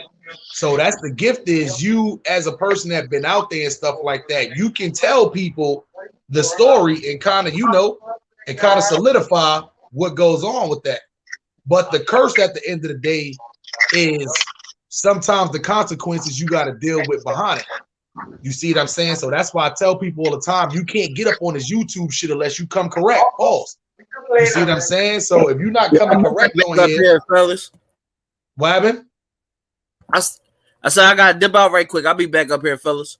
Good, do your thing. So yeah, if you're not one of the people to where you got a lot of smut on your name, or if you're not coming correct with your shit, then yeah, you're gonna get exposed, some shit gonna come out. That's what happens, man. It's like when you first meet a person, a lot of times people hide the real them. But eventually be around that person enough and you'll see the real them come out, whether it's through anger, whether it's through like selfishness, griminess. You somehow a way you're gonna find that, that shit gonna come out. Dreamy Forward TV, what's the good word, man? Hey, you already know, man. What's going on, brother, man? Just over here tuning in, loving this content, man. Enjoying it. That's all, brother. You already know, brother. Man. So, salute, man. So listen, what's your insight on some of this been going on YouTube? Am I bugging for even mentioning this, or you seeing it like how I'm seeing it? Because I'm getting sick of all this fucking like this backstabbing, negativity, begging shit going on YouTube. I'm gonna keep it real. It's just like the streets. You know what I'm saying? We had a lot of peers that we let's just say we thought this would, it'll bring a lot of people together and stuff like that, but people like drama, you feel me? And it's just like you got a homeboy, let's just say from the set, whatever you bang, and he getting money, but he ain't getting money. He like, yo, cuz, or yo, blood, yo, let me get this, or yo, groove, let me do this. It's like, damn, bro, we grown men. And then if you don't, it's like, you know what, man, that nigga Smiles, man. He really ain't like that, bro. He really ain't from New York. Now, it's like little weird shit. You feel me? It just, you feel me? But motherfuckers need to definitely put this shit out, bro. Because at the end of the day, it's like we gonna die sooner or later, bro. So we gotta put our truth out there, bro. And it's like, if anybody has an opinion about it, they can speak and tell their truth, bro. That's just how I feel. That's a fact, and that's one reason why I told niggas too. Because once I got on this YouTube shit and I started seeing, because I ain't gonna lie, I went almost 100 videos without a thumbs down, a hate comment, any of that shit. You see what I'm saying? So it's like once you get subscribed, the weirdos and shit start coming out and all that shit too. And I used to answer all that shit, but at the same time, that's why I decided to tell my story, because I refuse to have a nigga come on here and try to say, "Oh nah, I know him from here. This and this and this happened." Like, nah, my nigga. It's nothing. That's why you haven't heard nobody try to come out and say, "Oh, he's this or this happened with." Nah, I done told my life story on YouTube from age 13 up until now. It's nothing you can't tell the people that I ain't tell the people already. If the nigga who if a nigga come out and say, "Yeah, we was fighting, this nigga end up, he cut me on the face and he threw up on me, he weak stomach ass nigga," yeah, you could tell that. That shit happened. I told that already. You see what I'm saying? I told that already. Word up. Me fight blood niggas. If you hear blood niggas say, "Yeah, we jumped this nigga in jail, but he fought back," I told that already. You see what I'm saying? It's nothing these niggas can't tell. That one of my subscribers on here will be like, "Nah, we knew that already." Why? Because this nigga told that already. You see what I'm saying? So that's why I try to tell niggas too. It's like, when you got smut on your name, or if you looking crazy out here, don't do YouTube. Don't do YouTube, because eventually it's gonna get exposed. Yeah, because reputation, that leads you on. You know what I'm saying? And you only as big as your word. You know what I mean? So I try to tell a lot of people, man, it's all right with being just yourself. You know what I'm saying? You don't have to be extra, because you know what I'm saying. Like, I remember going to LA, and I was with the homie, and he was super turned up. First time excited. I said, "Bro, you really don't gotta, be be doing that, bro, because you know you got some dudes that's gonna, you know, they want to see what you're cripping like. You feel me? And you know how that goes. I'm like, bro, just be yourself, bro, man. You feel? I'm dreaming for on TV. You know what I'm saying? Neighborhood. But at the end of the day, I love and respect everybody, bro, because at the end of the day, it's about building. You know what I'm saying? Networking. And you know what I'm saying? Communication. You may not feel what I'm saying, but as long as you comprehend, like I comprehend what you're saying, that's how we keep it going, bro. That's a fact. And you know what's crazy is too, that's why I try to tell people they don't realize why they're not seeing this on the Crips side. And I'm not trying to make it seem like Crips is better than Bloods and no shit like that. It's just, I mean, we're taught better. You see what I'm saying? I can say this. I can say this, bro. On the East Coast, it was hard to be a Lohc. It don't matter what hood you from. So I think it was more structure and discipline and knowing that you're going to get attacked regardless, because at like 14, you're getting attacked by dudes 19, 25. They got cars. You ain't got a car, bro. And I'm out here in Florida, so I know in New York it was worse. You feel me? That's a fact. So, like, you feel me? So I know it's just the structure. And then on top of that, I think this is just my personal opinion, and people can shoot at me for this. But I think the East Coast, when it comes to Lohcs, I think it's more of a, we are willing to go to California. We're willing to accept that guidance, you know what I'm saying, if we're under a certain car, you feel me? And I just think with the other side, some have. I know some moves that have, you know, feel me, and they doing their thing. And I think it's just on the East Coast, they're more backstabbing, you know, they're more guerrilla warfare, you know what I'm saying, instead of having a mindset, you know what I mean? That's just my opinion. Not all, but just something. Yeah, but here's what baffled me about the shit too. Like my guy Maserati Smooth, one of my moderators, one of my long-time supporters. Like he's very passionate when it comes down to that shit too, because he's like that too. Like he wants, like, it's a lot of Bloods out there that remember back in the day when it was just blood unity. You see what I'm saying? Like, it didn't matter whether you was a Blood from the Bronx, whether you was from Brooklyn, whether you was from GKB, whether you was from non-trade. It didn't matter. Like, y'all would all do the same handshake. You see what I'm saying? They had all the same lingo. It was no division and no shit like that. It wasn't no Pyrus running around New York. It was a beautiful moment for blacks and for the Damu car, because everybody was moving as a unit, and that's what made them so deadly. Yeah, and at that time, this shit would have never happened. If it was this time where everything was united, this whole YouTube shit, as soon as one person would have came and tried to do that shit, the whole shit would have got shut down like that. You see what I'm saying? It's just like now, it's crazy because it's like the people who you would think that you can go to actually be like, all right, let me talk to this person, see if I can shut it down. These are the ones that's actually on YouTube doing it. That's what's crazy about it. You see what I'm saying? This thing about it, right? Blood New York, OG Mac, if this whole shit didn't come out about him, he would have probably been the top person to make like the calls. And then everybody who came down. Absolutely. Because I would be honest with you, bro. You know, we'll talk about it off camera, but I just think with that, bro, a lot of people just don't want to admit the fact in the 90s that a lot of them were fascinated with movies. And a couple of guys came and they admired the way they was doing it, and they just ran with it. They read a book and got expired and just threw some names. A lot of people don't want to admit that from the blue and red side. That's just being honest. Austin, Texas said, Dirt Gang, speaking of that, which is the first Pyru from Cali or homegrown to hit New York? The first Pyru, me personally, and I'm not saying it's the first Pyrus that was in New York. The first ones I seen personally was Treetops. That was the first Pyru. Which ones? I can say Pacoma Pyru. That's what negative. Oh yeah. Big Cat, what's your perspective on that? And once again, you know, I hear you say what was the question? Why you say negative? Yeah. You just say negative and don't know what's going on. No, because check me out, right? Because I'm from a third world country, right? My first step on the United States was in New York, right? And my first introduction to Pyru was neighborhood Pyru, right? And that was from what year was that though? Shit, bro. I can't tell you. It's about 15 years, bro. 15, 16 years ago. Yeah, see, I was talking about mine is probably more like 25 years ago. That's what I'm saying. Like, yeah. No, I'm not that old, bro. I'm not that old. Yeah, that's what I'm saying too. Like, because I was about to say there was no neighborhood Pyrus when I was even out there even running the streets. Like, literally, you had you had Treetop Pyrus, and you had Skylines. That was the only Pyrus that was out there that I ran into when I was in them streets in New York. Then you had, besides the UBNs, you had like the 5.9 brims. You see what I'm saying? Which is a San Diego set that made it out there to the what's the name? You see what I'm saying? So yeah, that's you had. You had Treetop, but one of my older cousins is from when he went to jail upstate. He came back home Treetop. You see what I'm saying? And that was probably like, that was maybe like, I think like 1997, maybe 98 the most. Okay, yeah. Old as fuck. No, because Double I hit what, like 2004? Nah, Double I Bloods was out way before that shit. Double I Bloods, you talking about the that's way before that shit. That's Jersey. That's way before. We talking about before. Yeah, nah, that was before. That was before the Bloods even in New York hit. Double I Bloods is older. That's Naughty by Nature days.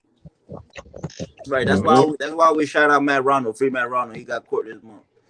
Yeah, Double I is like them niggas old. Good, Stats. The first ones I seen was Mob Pyrus? Correct. Oh, okay. Was that in the city or was that in Jersey? No, that's Jersey. Jersey. You know what I'm saying? Yeah, but I ain't gonna lie. Like, only time I ever see Mob Pyrus was like in California. I've never even seen them out, but I knew that they exist too because once again, when you got like Mac 10 and Suge Knight, they took blood to a lot of different people. Don't even realize that shit. They took blood to a lot of cities. I don't know. I gotta say DJ Quick. Yeah, but Matt, who? How you think Bloods got in Louisiana? That wasn't DJ Quick. Nah. All right. If you that was Mac 10. That was Mac 10. Oh yeah, you're right. Yeah. Because he had that pipeline with the niggas. Hell in yeah. Right. Exactly. Mac 10. Mac 10 in Louisiana is what OG Mac was supposed to have been to New York. That's Mac 10 in Louisiana. Mac 10 is the origin. He's the origin of the Bloods in Louisiana. Absolutely, I can agree. You see what I'm saying? Like, I wouldn't call Tretch from Naughty by Nature the origin of the Bloods in New Jersey. Is a difference. You see what I'm saying? But I can say this. He was one of the few that went to Inglewood. It's a fact. And was, you feel me? You know what I'm saying? And it was hard for a nigga from the East Coast to go to the West. Yeah. Especially on the Damu shit. They like, all right. So, but you know what's crazy is too, because that's where the money factor come in. It's Mob Pyrus that didn't even really accept Tupac for being a real Mob Pyru, but because of the money factor, Tretch connected to Tupac. Tretch out there running around with them and all that too. Boom. Because that's the set that Tupac was running with, was the Mob Pyrus.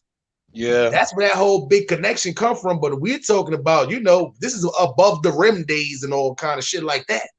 When you know what I'm saying? I don't know, bro. So, that's why I think he got it. I think that's what, because I seen it, bro. Like, you know what I'm saying? I could just see it in him, bro. Like, you know what I'm saying? The way he played that nigga, bro. You know what I'm saying? Above the rim, bro. I thought that nigga was the biggest blood in the world, bro. I'm telling you, but yeah, at that time, yeah, he wasn't really. Look how he was wearing his boots and shit. Like, you could tell the nigga wasn't from New York and all that. Boots and pants inside his boots and shit. Like, I would have not know. I ain't gonna lie. I'm a country nigga. I wouldn't know. Yeah, nah, I ain't gonna. New York niggas don't wear their Timbs like that. But Tupac is from New York. But at that time, he was ready in California, man, longer ready too. You know, early 90s shit. It was way. I wasn't even in California at that time, early 90s. I didn't go until like the late 90s. You see what I'm saying? But I ain't gonna lie, that probably was a blessing, bro, because and it's crazy. You just put me on something. I'm thinking to myself, oh, bro was probably out there 2000 and like 3, 4. You know, I'm thinking, you know, you made a transition, but I didn't know you made a transition over there in the 90s. I didn't know that. I was out here in 2000. That's when I first moved out here. My older brother. All right. Yeah, my older brother came out here in 1998. My dumb ass was getting kicked out of high schools and shit. So my mom, summertime, she was like, hey. So when I first came out here, it was like 1999. And I had left because he had decided to go into the Navy. So he had to go to Chicago and shit like that. So I couldn't move out here, but I was just out here for the summer and shit before he had to leave and go to boot camp and shit. So once he left and went to boot camp, did his little 4 years and shit, that's when I came back in 2003 out here, and I started living back out here and shit like that. See what I'm saying? So that's what all of, you know, but even in mob, that's mob. But even in 2003, it was like people got to realize when I came out in like 99, that West Coast, West Coast beef, that shit was like still heavy. You see what I'm saying? But by the time 2003, it was no more so-called East Coast, West Coast beef, but niggas still hated New Yorkers at that time. You see what I'm saying? So yeah, man, listen. I try to tell niggas, man, that's why I fuck with my niggas out here too. That's why they fuck with me, because they realize I could have been one of them niggas. I could have denied flags. I could have bitched up. I ain't do none of that shit. Fuck that, man. I don't give a fuck if I gotta fight the whole set to prove nigga. Fuck that. Like, word up. Fuck that. That's how it be. I think because just coming from the East or from the South, you outnumbered anyway, so you gotta fight, bro. All that, I can't fight. Yo, Dream before TV. Fight. Let me tell you this, man. My brother older. My brother turned Crip before I did. My brother's from 6-0. See what I'm saying? To the wheels blow. He like, listen, him and his squad like that. When I came out here, that nigga, I was out here, that nigga a year. That nigga said, nah, you gotta go. You gotta go back to New York. That nigga said, nah, nigga, I was out here causing havoc, my nigga. That nigga said, nah, you gotta go. Getting busy, I already know. Yeah, nah, you know, yeah, he thought I was going to just, I'm not from out here. Man, listen, I got one of them receptive personalities and shit. Now I can get along with anybody, motherfucker. I adjust to any environment. Just so happened when we out here with some rolling 30 niggas. So you know what's going down. I'm doing there. Listen, I'm out here. This is California. This is hot weather. This is good weed. Man, everything's new for me. I'm riding around. These niggas got switches on their cars and all that shit. Man, listen, everything is brand new for me out here. I'm out here having the time of my life. I ain't working. I've got good ass job too. I had a job working in the fucking banks. Nigga got me a job working at San Diego National Bank. I fucked that up playing around in the streets and shit, dumbass. You know what I'm saying? Stupid shit like that. Nigga said, nah, you gotta go. You gotta go. You know what I'm saying? So, I try to tell niggas all the time, man, I done lived both lives. I done seen both sides of town. That's why I'm so chill and so humble too, because for me to be in what I call probably the two major, well, I would probably say the major gangbanging cities right now will have to be, even though they don't consider themselves gang members. I know what the Chicago niggas gonna say, but have to be California, Chicago, and New York. And I'm not just gonna say LA because Sacramento and San Diego get busy. Exactly, too. Yeah. Even Bakersfield. That's a fact. Pacoma. I didn't even know it was about that shit. I went out there, man. Them niggas was dead ass serious. I'm like, I can't fuck off. It's a lot of shit outside LA, but that's what's crazy about LA. People like them LA Crips and Bloods will tell you, man, if you not Crip and Blood from here, you ain't Crip and Blood. I mean, like, it be niggas 15, 20 minutes away. But just because them niggas ain't in LA, the shit be bugged the fuck out. And I be like, damn.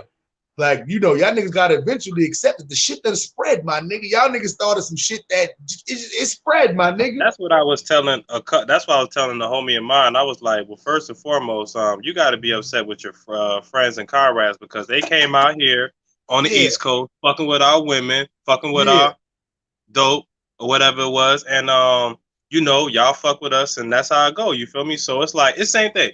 It's like a motherfucker saying you can't be African outside of Africa. Like, bitch, you're black, you're black. You can't be. You feel me? No real shit. Like, you think about it, like, oh, you can't be a blood, you can't be a bro. Come on, you feel me? Crazy, my nigga. Yeah, that's why I try to tell people there was gangs everywhere. It just so happened that this one caught on, it stuck, and it blossomed. But it could have been anything.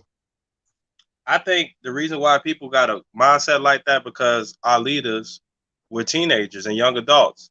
We didn't have the GDs, niggas that were like older enough to like, expand their mind, stuff like that. They were intelligent, but they were still 23. And think about it, at 23, we thought we knew it all. We had 30s and our whatever, you feel me? Also, that's a fact.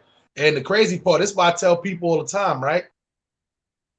People just get mad at New York for everything. I don't know what it is about people hating New York for everything. And the crazy part is, it's a lot of people that throw New Jersey, they mix New Jersey and New York up because they so close.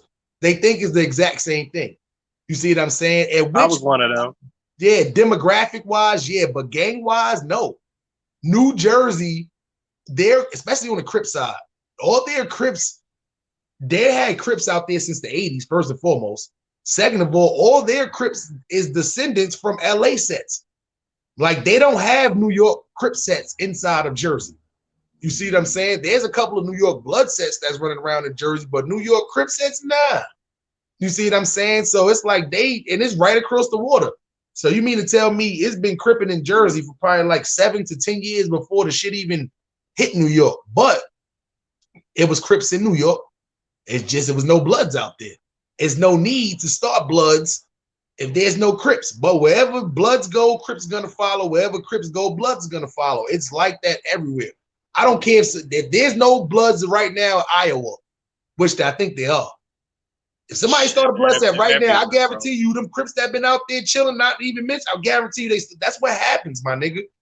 Niggas is everywhere. Niggas get money everywhere. Niggas get locked up. They end up staying in these places. Everywhere. It happens. It happens. You come out on parole. You from California. You get money in Jersey. You get locked up, do that time. You come out on parole. You got to do that parole time in Jersey. You want to stay in Jersey. Yeah, you get out of jail. You see his bad blood niggas running around, but you a Crip and you can start some shit up. Of course you're going to start some shit. That's what happens. You see what I'm saying? So, but people, they mix Jersey and New York up all the time. But here's my question, right?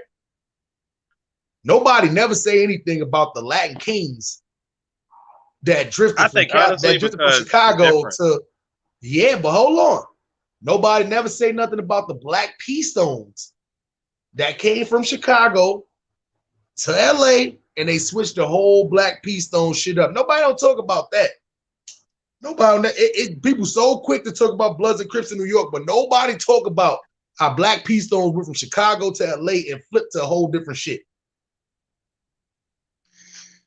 You right. I can say that though. I don't know. I think and then low key, you gotta blame T. Rogers, a lot of that shit for well, I can't say blame him, but somewhat blame him for reason why the East Coast, as far as New York, Jersey, there's some too, where they be talking about the 5, we popping the 5 and all that.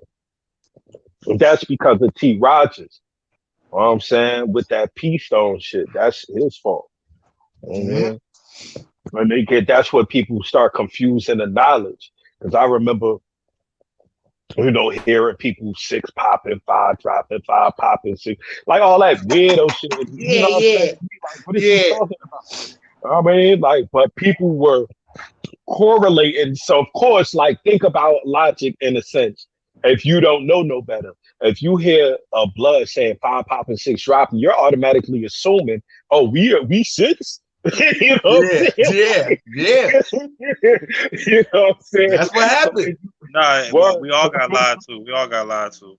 Mm-hmm. Bro, that's what happened when Crips finally, it was like, we the opposite of whatever these niggas is.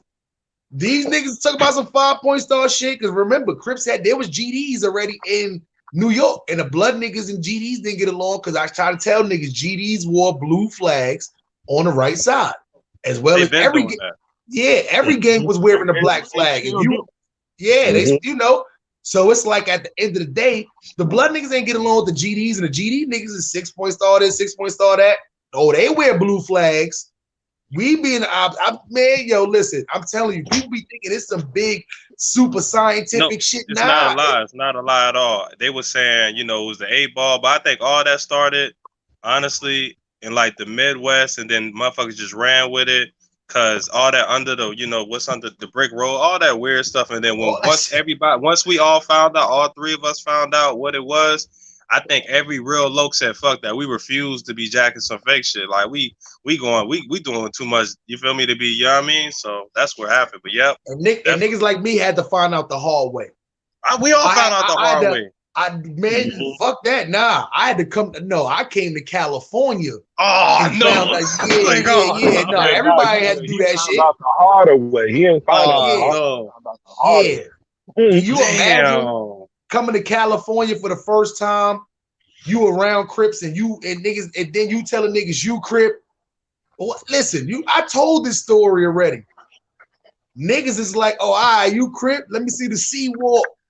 I'm out there hitting them with the little Bow Wow, jagged edge C-Walk. Ha. Look at Snoop. They like, nah, that ain't the C-Walk. That ain't the C-Walk at all. Listen, I told that story listen, my nigga. You know how hard it was. Listen, why you think the fighting shit had to come? Nah, this nigga ain't Crip. You from They New York? probably Ain't no Crips in New York. Yeah, I'm saying? You crazy? What the fuck you mean I ain't Crip? Bitch, nah, fuck that, square up, nigga. You know what I'm saying? For that, nah, my nigga, my pride wouldn't let a nigga do it. That's embarrassment. I'm out there thinking I'm kidding. How you do that shit in New York? Niggas like, oh, that's the C-Walk. No, it ain't, motherfucker. No, it ain't. Man, I came back to New York, realized niggas ain't new with it. And a good thing I had the cool weed man that was from 30s, but he was older. So I felt comfortable telling, because he was intrigued about the shit. The nigga he wasn't looking like, damn, they got Crips in New York and shit. Like, he don't even travel out of San Diego. So let alone, damn, they got Crips in New York and shit. You know what I'm saying? So he was intrigued about the shit, the stories I was telling nigga. So when I was telling nigga the little codes and all that shit, six popping, 5 dropping, 6 alive, 5 must die. Fuck that. You know what I'm saying? Mm-hmm. Who the fuck is OG Mac? What the fuck is a 6 popping? What's a 5 dropping? No, he like, what's behind the moon? Why is the sky? They don't know none of that shit. Who's your mother? Like, who's your mother and father? None Who's of like, that what? shit. I went back But to New you know York, what, felt man? bamboozled. But you know what? Just from that part right there, I think that's what kind of make us, as far as being on the East, even though like I remember seeing that shit, but then people just disregarded that. But I think that's what make us unique. You get what I'm saying? Like as far as being on the East, you know, because at the same time, you know how people like you can't completely copy somebody else, especially if you ain't never been there. So you're gonna add your own mix in it. You know what I'm saying? You're gonna add your own twist in it. So I think that's what made it unique. It's just that we didn't have the knowledge to know that shit that we were saying didn't go over there. Like them niggas saying, what? But that's one thing it did do though. I'm not even gonna lie. This is the reason why you don't have so many, especially back then. There was hard as shit to find a nigga who was a fake Crip. You would call him out easy. It was so, because I ain't gonna lie, the blood codes got spilt out mad times over the internet, like over like mad times. Like you would run down on blood niggas, they would have the blood fucking codes in they book bag and shit. Like that's how we was that's how we was able to infiltrate a lot of shit too.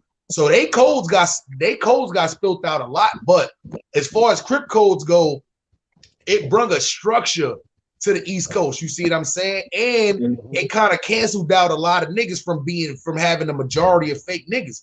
Because I'm gonna be honest, one point in time in New York, you was literally able to pick up a red flag, but hang around the same people.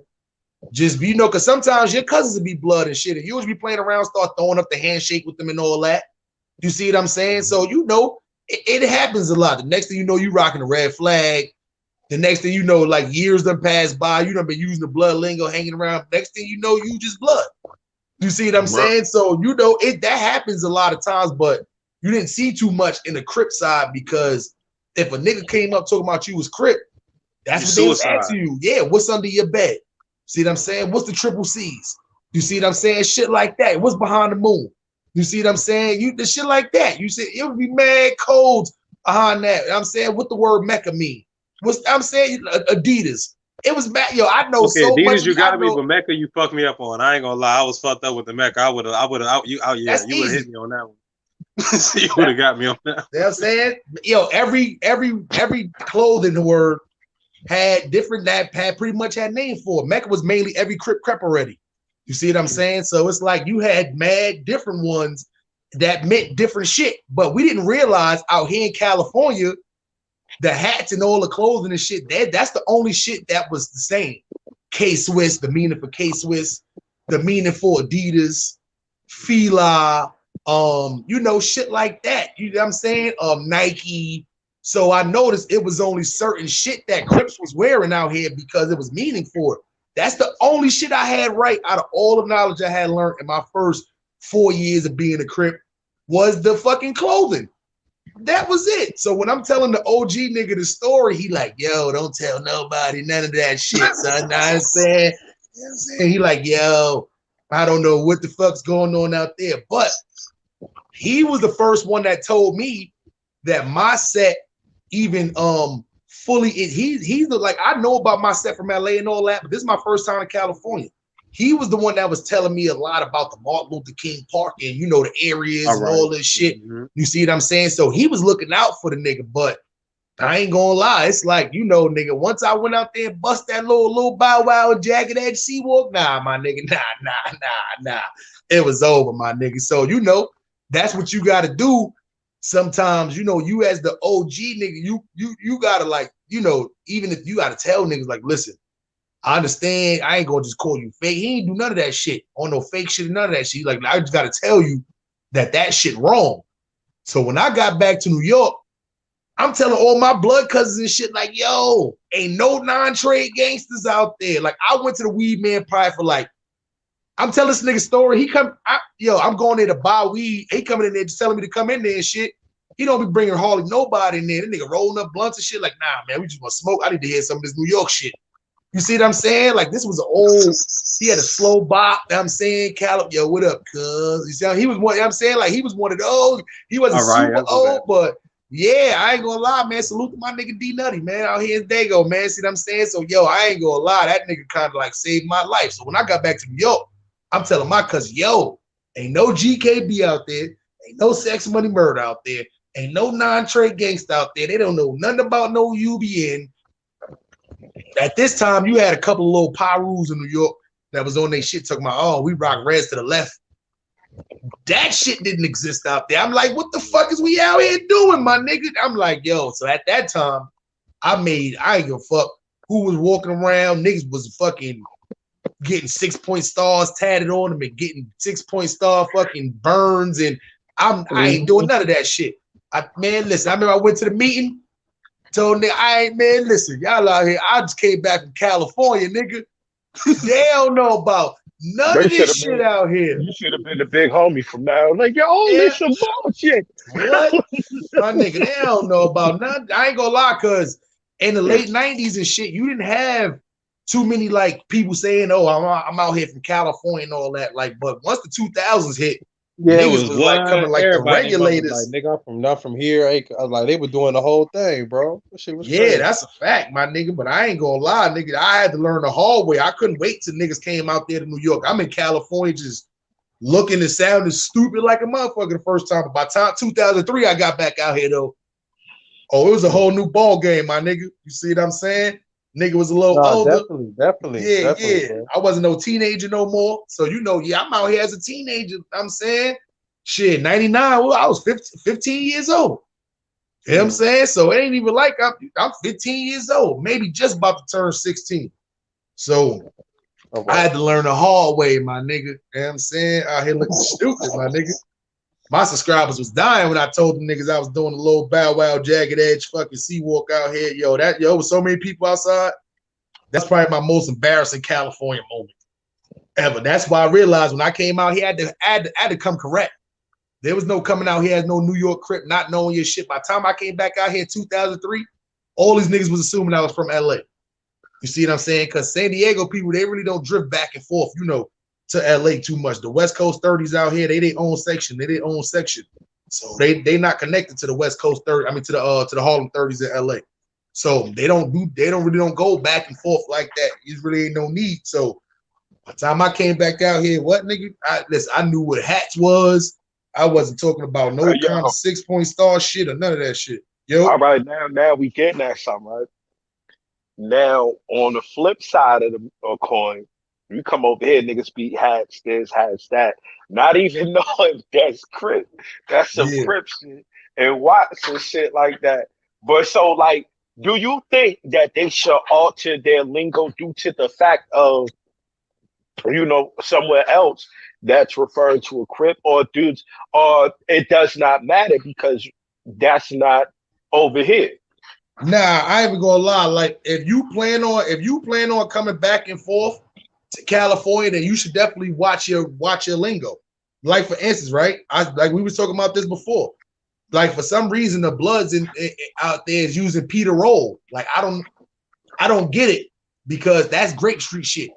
So if you out there and you on live or some shit and you happen to mention that shit, and you wearing a red flag and you talking about Peter Roll, like, you gonna get rolled, my nigga. I'm not even gonna lie. Like, so But if you never come to LA or you're not worried about that shit, keep saying y'all lingo. You see what I'm saying? But you know, on each side, I feel like now it's becoming more easier. You know what it is though? Good. I feel like the 200s really want to be Crips. No, they do. I mean, they do, right, Cuz? The who? Use the Peter roll. Yeah, shit, they know that's us. They want to be us. You know how to say it. You know how to say Yo, y'all niggas is stupid. Oh no. Yeah. On the low, right? On the low. That shit crazy. But nah, I ain't even gonna lie though. You know, it's just certain lingo. Like me, I would never like out here. It's a lot of California people starting to use the term "what's popping." You see what I'm saying? Miss Playful, what's good? It's a lot of them using "what's popping," but they don't look at it as a blood term. You see what I'm saying? To where me, I get California people, they thinking I'm from New York. They think the "what's popping" shit is cool. So when they come up and they like "what's popping," I'm like, "Yo, what's good?" They look at me a little crazy because you know I'm not. They be expecting a "what's popping" back.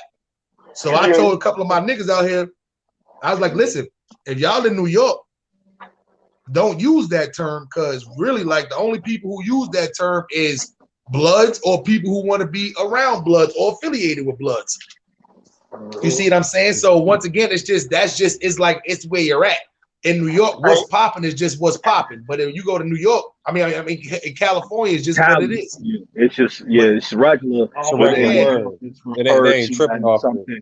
Yeah, but okay, so let's look at this. Now, all of us on, we on the left with it. Is there some terms from the opposite side that you like saying or you would like to say? Nah, bro. I'm being real. Like I can say I'm not on no hating shit. Yeah. Nah, I was real stern though. He said, "Nah, bro." I wouldn't say that if there's a term that I would say that's theirs, but they got a couple of little catchy terms. Like I think that what's bracking shit. I ain't gonna lie, that shit be sounding crazy. That's corny. Nah, you know why? Put this way. It's catchy, but think about it. Keyway sounds so beautiful. Catchy. Like think about it. Keyway. Beautiful. You know what I like? I like brazy. I like saying that. Oh, brazy? Yeah. That shit crazy. Yeah. You know one I hate though? You know one I hate? I hate bull. Bull. Yo, that's bull. I hate that one. I hate that one. Yo, Sheree, what's good? I hate it too. Heard up. There was bragging though. I ain't gonna lie though. What's bragging is a little catchy. Right. But Stats and Harlem, y'all are perfect too for me to say what I have to say next. Because I know that Stats been on his Black Power and you always like on your gang historian stuff, right? I thought you was by hold on, Sheree. I told this story at my at the bowling alley. No, what was we at? We was at dinner about how you called me the Harriet Tubman of YouTube. I told that story from like 100 people. I want to that shit was funny as a motherfucker. But go ahead. Sorry to cut you off. He be trying to get everybody to the North Star. He'd be like, "Oh, God. You know sign language? You should start a YouTube channel." That's a fact. There's money in there. But this is what I wanted to say about gangs, though. And Harlem Smiley, you around, so you know, LA is suffering right now. Suffering right now. People too broke, too poverty stricken, too dislocated to even put their concentration in that. You know what I'm saying? It was different in the 80s and the 90s. Grandma still had the house. Grandpa still had the house. Yeah, that was your neighborhood. Your parents even grew up in that neighborhood, right?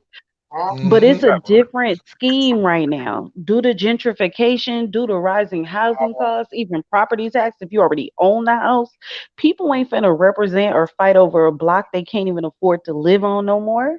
It's different. People keep talking about LA and gangs, but check this out. All the true blue people, and I say that intentionally, all the true blue people, they being pushed out to the high desert in the desert. Where Kev Mac at? In Vegas like me. That's a So fact. things are moving around. You know what I'm saying? LA ain't LA no more. LA is back to the white folks. Y'all keep talking about Watts. Y'all keep talking about South Central. Y'all keep talking about Inglewood. It's very different place than where I grew up. It's white folks They living there, knocking all that jogging there shit now. down, son. Yeah, Yo, Yeah, you Inglewood they know. is really knocking nice so now. much shit I mean, down in they South done knocked Central is down crazy. one of the biggest, hardest projects, and now white Yep. people is building like what is The it, fucking townhomes them and little stuff in there. them little co-op So townhome when shits that out of towners be talking about the way it used to be, shoot, nah, it ain't that way no more. We can't even once you out, you out. You can't even afford to get back in. Sheree, they trying to buy my aunt out right now. Like Right. my aunt is over there off of Maine. They trying to buy my aunt out right now to build some shit over there. But check it out. As trash as it is right now, LA is the trashiest it's ever been. You always heard your whole life, dang, New York is really trashy. Like it's a beautiful No, place, but when you get there, it's really trashy. LA is like bet because right now LA look like a big trash can. It ain't never Yep. looked that dirty in its life. And Yep. people leaving every day, people trying to figure out how to get out. So if you think about that in terms of the gangbang world, everybody dislocated right now. It's whole neighborhoods that y'all know of where nobody live there. Look at the Crenshaw Mafias. Who live in the bottoms anymore? No water. No water. That's a famous set, but nobody lives over there. They be fucking skateboarders over there and shit now. Little I skateboarder kids was be That's gonna over what there I'm and mention that shit point. now. saying. I'm glad you did. Yeah. So you could, I mean, even I hate to say this because everybody love them. Even the '60s, The that's a 60s is prime real raggedy. estate Yo, area. First of all, I'm the gonna keep it real fucking with you. You train got hasn't white even people over been there that's running like forever dog over days That's there. and I'm what like, I'm shit. It's what not the even saying. fuck? different. Listen, they already know it's a countdown. When that train go up and that train get to So, popping, Yeah. them white so folks putting them out. So Yep. when you talk about LA is totally dislocated and the gangs are kind of dismantled right now. You Yeah. know You what's know? gonna start happening? They're gonna start hybrid. That's what's gonna I happen. You're mean, gonna have 60s and 8 trains riding around gangbanging on other motherfuckers. It's gonna start, no I ain't bullshit. gonna lie. I ain't Here gonna you lie, go. to keep it real with Oh, you. I The think way the things is gang looking, situation and is from what I'm seeing in migrating though, LA, because I look at think how the they're really violence worried done about went up just in the eating and high desert surviving. in the desert. Yeah. yeah, You look said how they're gonna many start. gangs is in Vegas now. It's Yeah, mad That's what I'm fucking gangs in saying. Vegas. and they Yeah, gonna move It's so out of there when too, stats because they talk gonna do the about they're same thing. combining, nah, they're migrating. So a yo, grip of people Sheree. have moved out to the desert, a grip of people moved out to But Texas, look. a grip of people moved out to Atlanta, and they getting it popping. All They right, but bringing peep that this, right? LA over there. All right, but peep this. Contrary to what you just said. Now, all right, now when you go, like for instance, mirroring this. All right, the 60s and the 8 train in New York, they ain't got no problems. They'll piece up with each other, slide blocks, whatever. Now in the West, they're not doing it. They're like, man, fuck out of here. So now, okay, so in the West Coast, they're starting to get displaced and put everywhere else. You think they're gonna carry that same tradition? Nah, they fuck around and start actually vibing with each other just off the fact that they're from the same state and they're in a Mm-hmm. different state. Like, man, you know what, bro? We somewhere else now. You know what I'm saying? We might as well, you feel me? Like you got Mm-hmm. some people that was active as hell, but they go to a different state. They gang ain't out there. So they like, man, bro, I'm chilling. Get what I'm saying? So if they keep on that same active mindset and they see Yeah, I they get it. home, they fuck around and start hybrid. I think that might create more unity. But you know what? The moniker is why I be saying it. Them 3 letters. That's what's really the mindset now.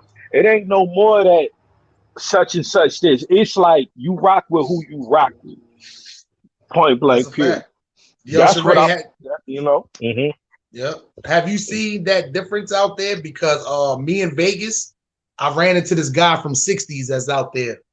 And he told me he was LA 60s. I'm like, okay, cool. He's like, nah, but we in Vegas. So he was like, he told me don't get it mixed up with the Las Vegas 60s.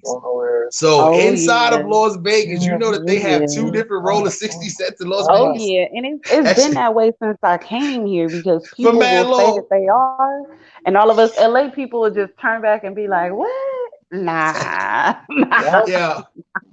Yo, I couldn't believe that shit, son. So that's like, you know, you label yourself Vegas 60s But it's like Yeah, the that's Vegas weird. niggas, yeah, that shit is mad weird, my nigga. But the Vegas, I ain't gonna, but let me not say that about the niggas. Shout out to the Vegas 60s, man. I never Nah, gonna go say ahead that. and But say look, it. You know Nah, what but it that, is. nah, I but ain't that gonna do even, Go that. hey, ahead. hey, Go hey, ahead. Smiley, but look, that even It's go, weird. that It's conclude with weird. what I was Let's just say saying it's earlier. weird.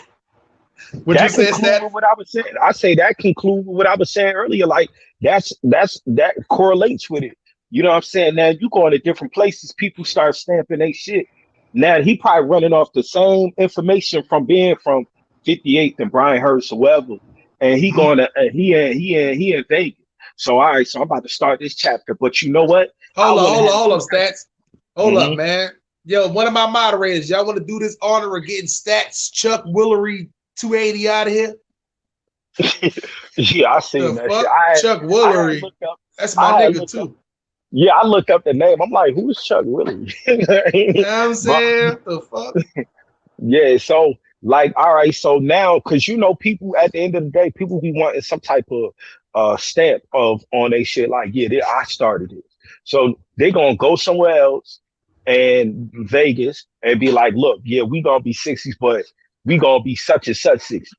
You're like, what the fuck? So what's creating is EBKs, renegades, and hybrids. That's the new thing right now.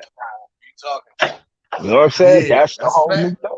thing. I ain't even gonna lie. I don't ever think I can get on that. I don't ever think I could get on no like hybrid.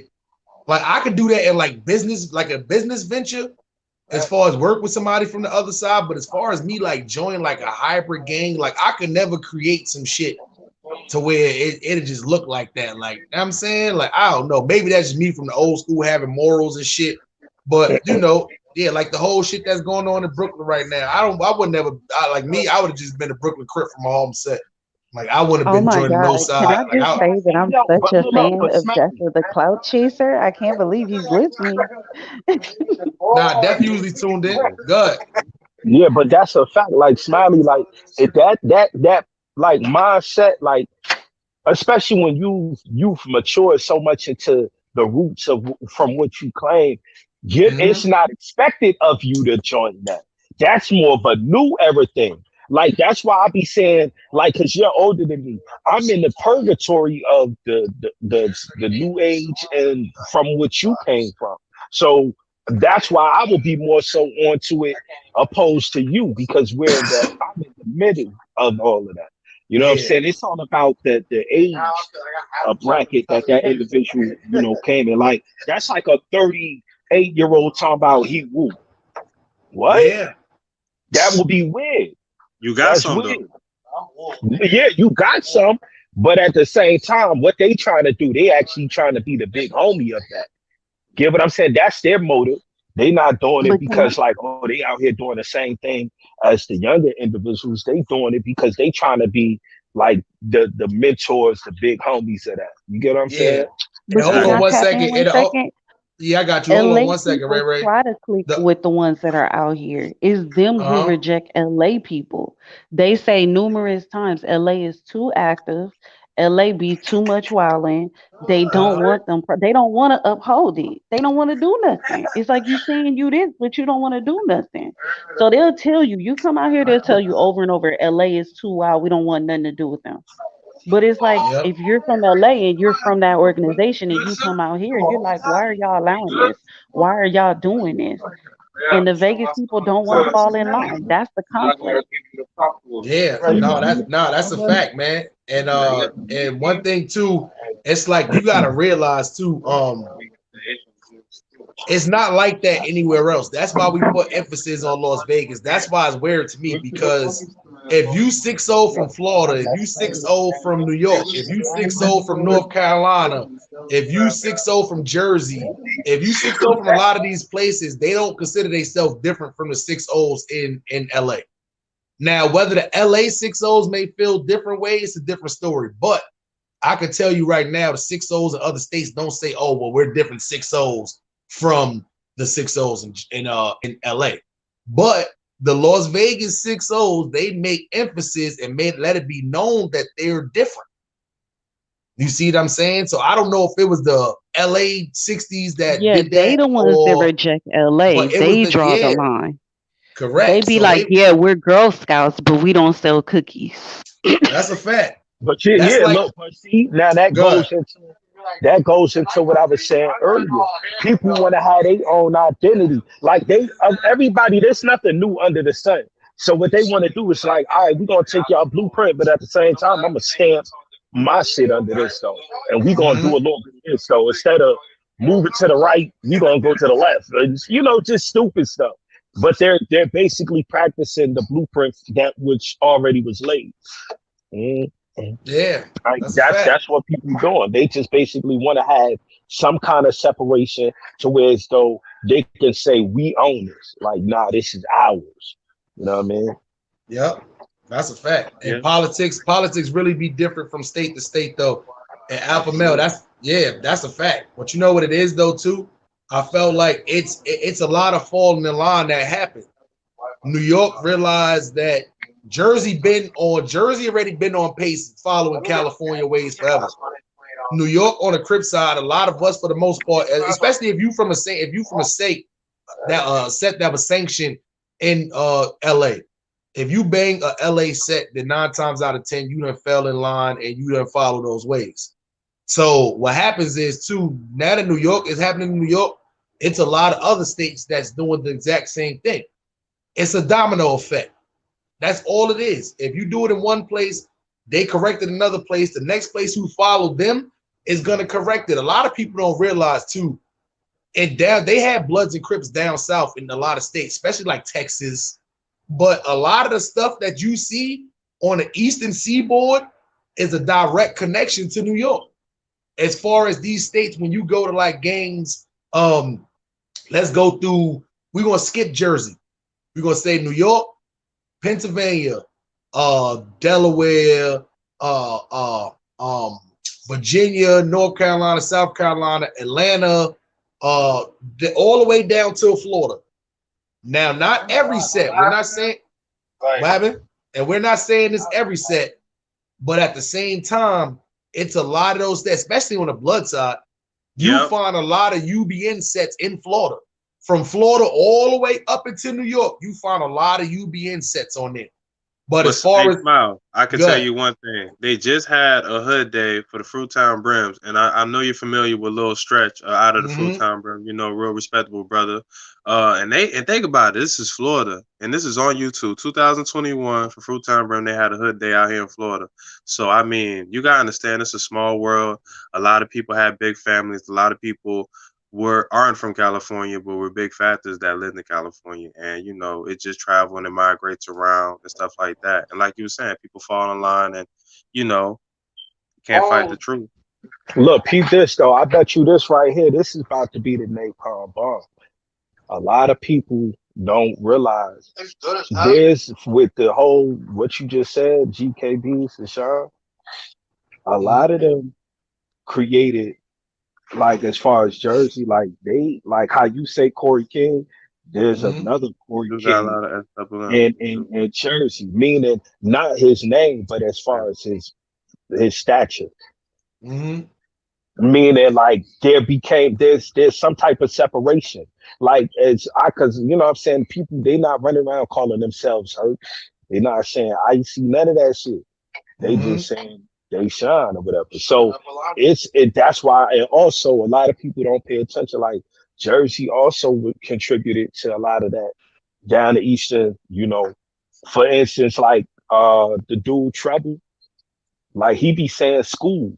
You go to New York, you don't hear people saying school. That's from North. North people say school. That's somebody from North that cultivated his link. You know or California niggas out here, that's what them schoolyard niggas say. Yeah, that's but yeah, that's what the schoolyard niggas say out here, and the niggas is in Venice. Yeah, so you in Venice, you'll hear a lot of that shit. School, that's what niggas say. Yeah, that's how. And you know, it's crazy. It's crazy. A lot of hats mean a lot of different things. I'm enjoying listening to you guys. I'm gonna go back to the chat down there, but I want to say, you know, at this point in my life, I'm definitely more of a stats 280 way.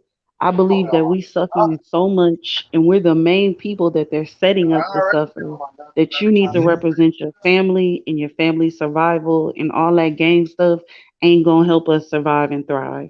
So y'all have a blessed day. I'm gonna go back to the chat. Got you later, Ray Ray. And this Later. is the reason why I feel like gangs is eventually probably gonna disintegrate, because you got parents like us to where the first thing that we're thinking about all the shit we done went through with being in gangs. I'll be the first person to tell you there is no good coming out of joining the gang at all.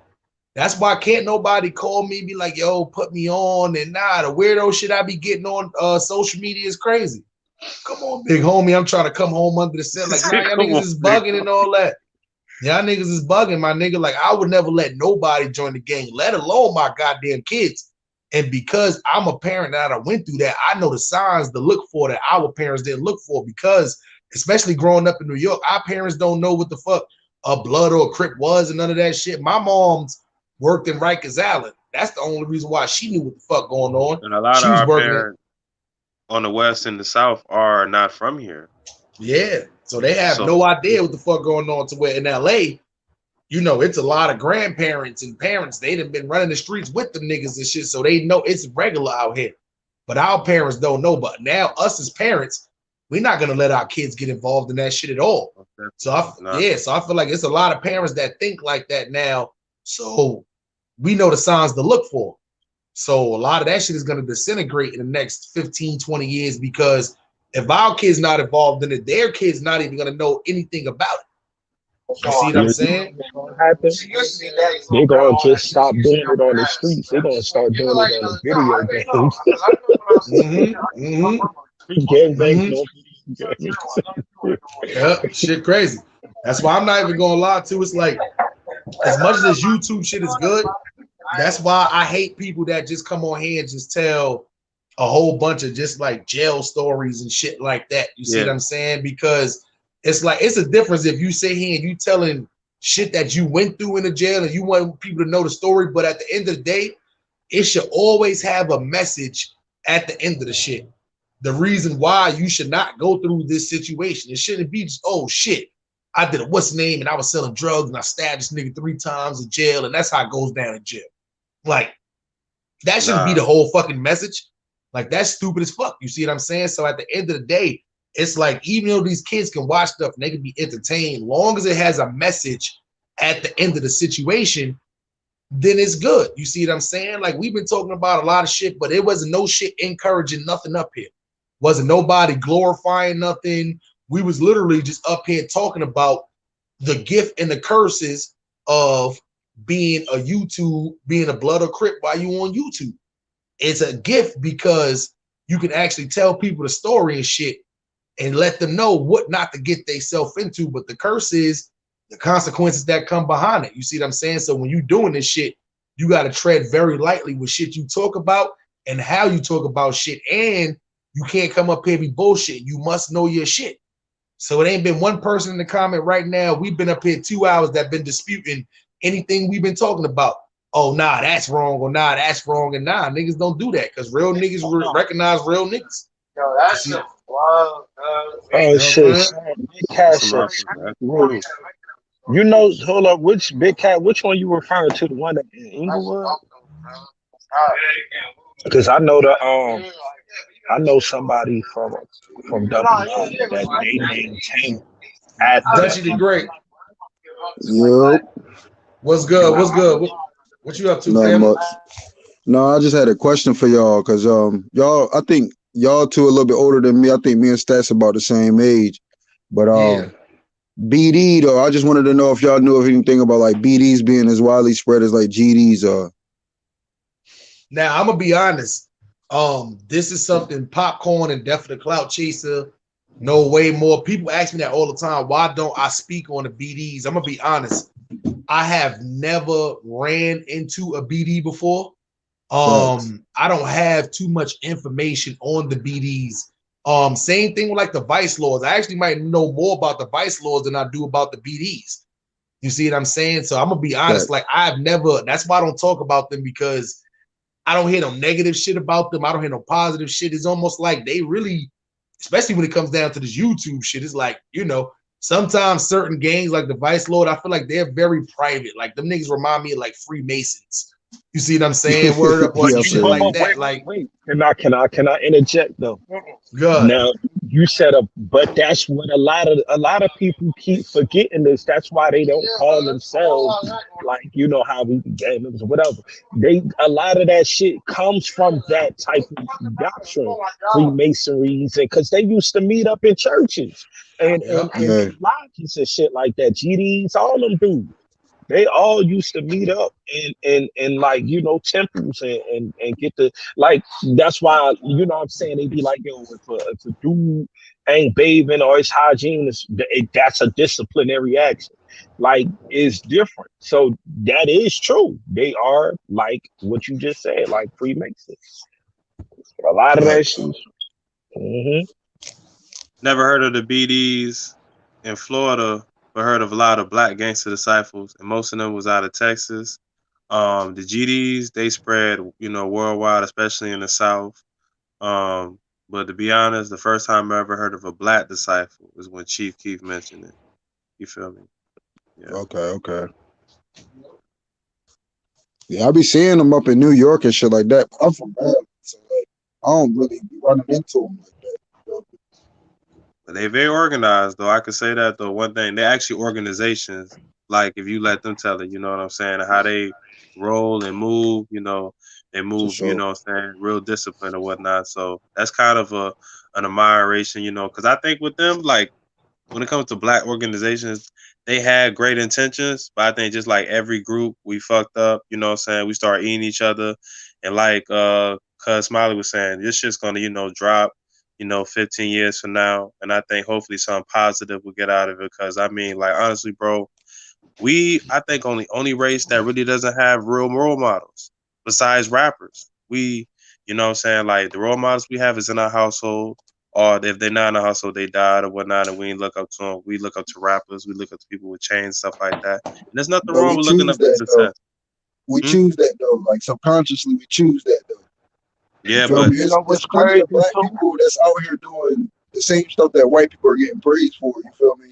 And other white people are looking up to those other white people, but as black people, we not. Dutchie, hold up. Your shit sound like you got a voice change on it. I don't know why your shit sound like that. I got my headphones. Oh, yeah, that's better. That's better. That's way better. Yeah, that was way better when you was talking. I got my headphones in. My bad, bro. Yeah, you good. Go ahead. Say that again. But yeah, as black people, like we don't look up to them. It's back. Hold up. You sound like Pop Smoke in a Transformer. Hell no. Yeah. Go ahead, Dutch. I get you. All right. My bad. It's the headphones and shit. But you good now? like I was saying the shit. Like as black people, we have plenty of smart, educated black people that's doing great things. But even if they don't get the shine and recognition that they deserve, we supposed to get research and do our own research into it. You get what I'm saying? Like we don't do that as black people. We just go along whatever. Oh yeah, whatever he said, that's what it is. I don't know. Some of us were blessed. When I say blessed, because I mean I can say this with the streets. They did have a lot of negatives, but then you had a lot of dudes that were somewhat righteousness, even though they were halfway righteousness, you know what I'm saying? And otherwise they were BSing. But they told us, you know, about these certain, you know, names or whatnot that we look up and, you know, we research and stuff like that. So, I mean, you know, like you say, it's choice, but it's also about you got to be around it. Somebody has to influence you, you know what I'm saying? Somebody. Yeah, that's right. That's something. Facts. And we don't have that at all. No, that's a fact. That is a fact, my G's. Now the problem is, see, this is when we know we have a problem. You have all these. This is why I have a gripe with the conscious community, because they could sit here and talk all day on here for hours and hours, debating and all these different people, but from some odd reason, why are they not elected? Y'all been campaigning all these years and y'all not elected. Y'all haven't been elected to represent something meaningful to the black culture itself. For instance, they just was talking about HR 40 / reparation, and we had horseshoes off up there talking some foolishness. Like, what do you you bring to the table? You didn't come with no hard, debunked factual nothing. You just say, yo, slavery was 130 years ago. But at the end of the day, if you know somebody 60, that's somebody who experienced some type of racial discrimination. And also further down the line, 40 to from 40 and down, they have experienced some type of racial discrimination. The whole what's this called? Damn, my mind racing. But anyway, basically my point is that we have all these so-called scholars, but they're not electing themselves up there to be speaking at the correct time, at the times where they should be up there speaking. You know what I'm saying? We got people up there speaking about police brutality. You got rappers at the table. You're a rapper. You know what I'm saying? I respect the fact that you up there, but you're a rapper. That's a fact. You know what I'm saying? Like, and Fall Rock 22. That's another thing I wanted to get into though, because like they donation, my G. They put people up on these platforms. They put people up on these platforms just because of that simple fact what bro was just talking about. Like, you ain't got shit to do with what's at hand, but you up here speaking on the fact. You feel me? Like, it's not no correlation between it. Like, it's like puppets up here talking for us. You feel me? It's not real people that's really down to getting their hands dirty. Facts. Like, and then it's always a for one, like, this is my main issue. I am not a scholar, but how is it that I can speak of these things and people would assume so? How are we still sitting here allowing the school systems to teach us a false doctrine about ourselves? That's a fact. This shit is still being taught to us. You know what I'm saying? Like, this is not real. It's look, Hollywood would sit there and put a Roman Greek and say he was an Egyptian god. I'm ready. How? Mm-hmm. You know what I'm saying? Like what's going on? Like, and this is brainwashing mechanism. Nobody's pointing out these things. We need to stop being so politically correct. Because right now, being politically correct is basically just pussyfooting around the direct impacts that is affecting us.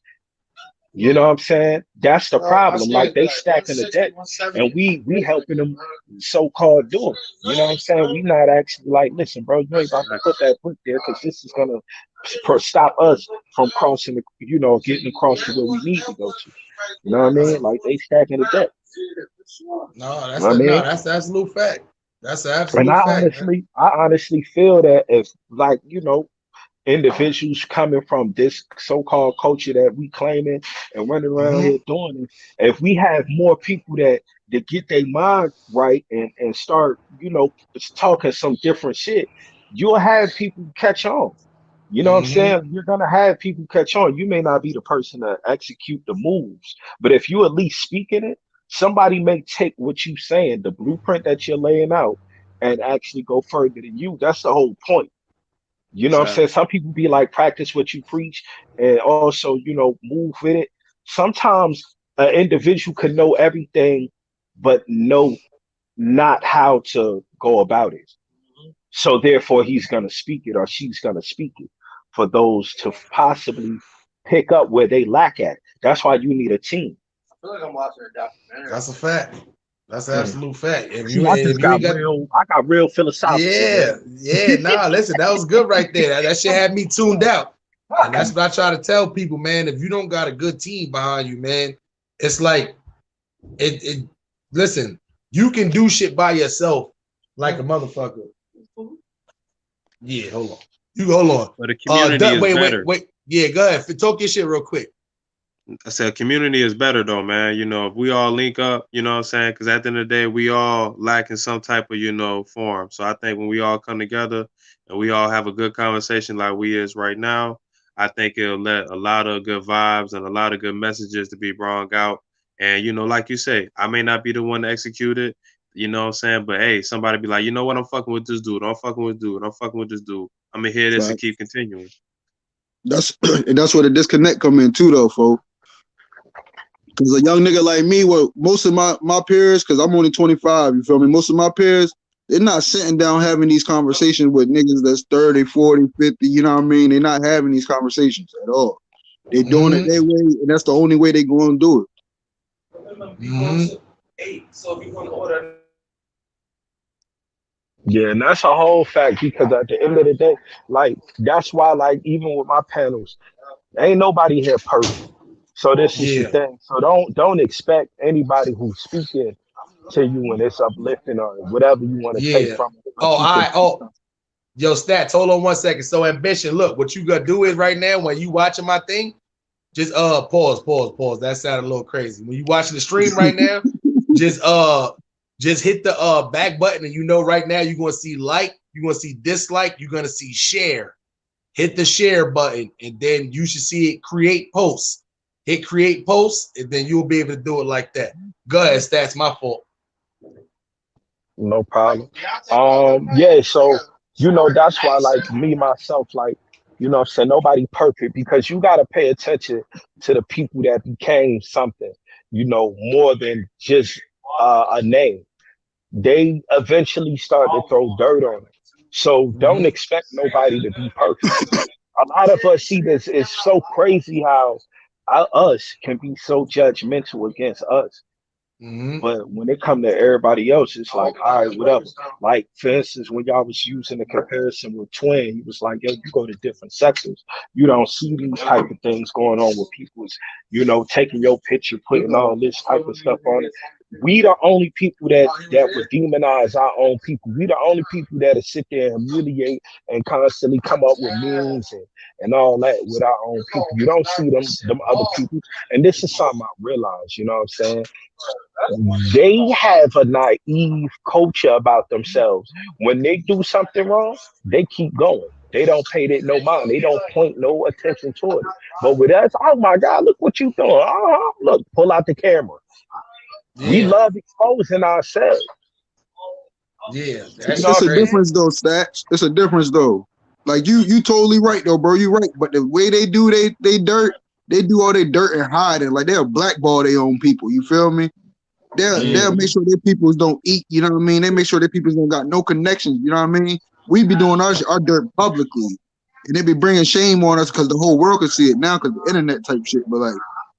That's how they do their dirt. They make sure their peoples don't eat. Like if it's a family business and all 17 of them niggas going in on the business, you excommunicated. You're not getting no parts of the revenue. Yeah. Word up. That's a fact. Yo, Dutchy, man, I told your ass need to start your own YouTube channel, my nigga. When you ready, let me know.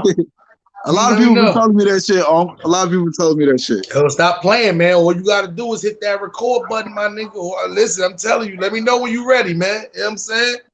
Yeah, that's like, you know what I'm saying? That's why, like, when I do what I do, I call my shit sophisticated ignorance. Because I'm going to talk in a manner to where so you can understand it. I even find myself breaking down simple things because sometimes people ain't and it's not a diss toward people listening. It's just that sometimes you got to break it down so that people can understand it because you made it put it in a formula to where so they didn't quite get the message.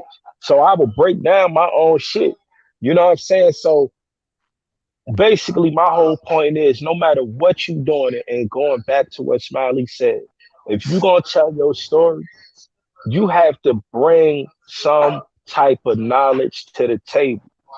Don't just tell your story and then just basically end it off with what you did. Oh, yeah, I did X, Y, Z. What for what? What was the reason? How can we avoid it? You know what I'm saying? Like, give a person some type of knowledge to where as though they can take from this video.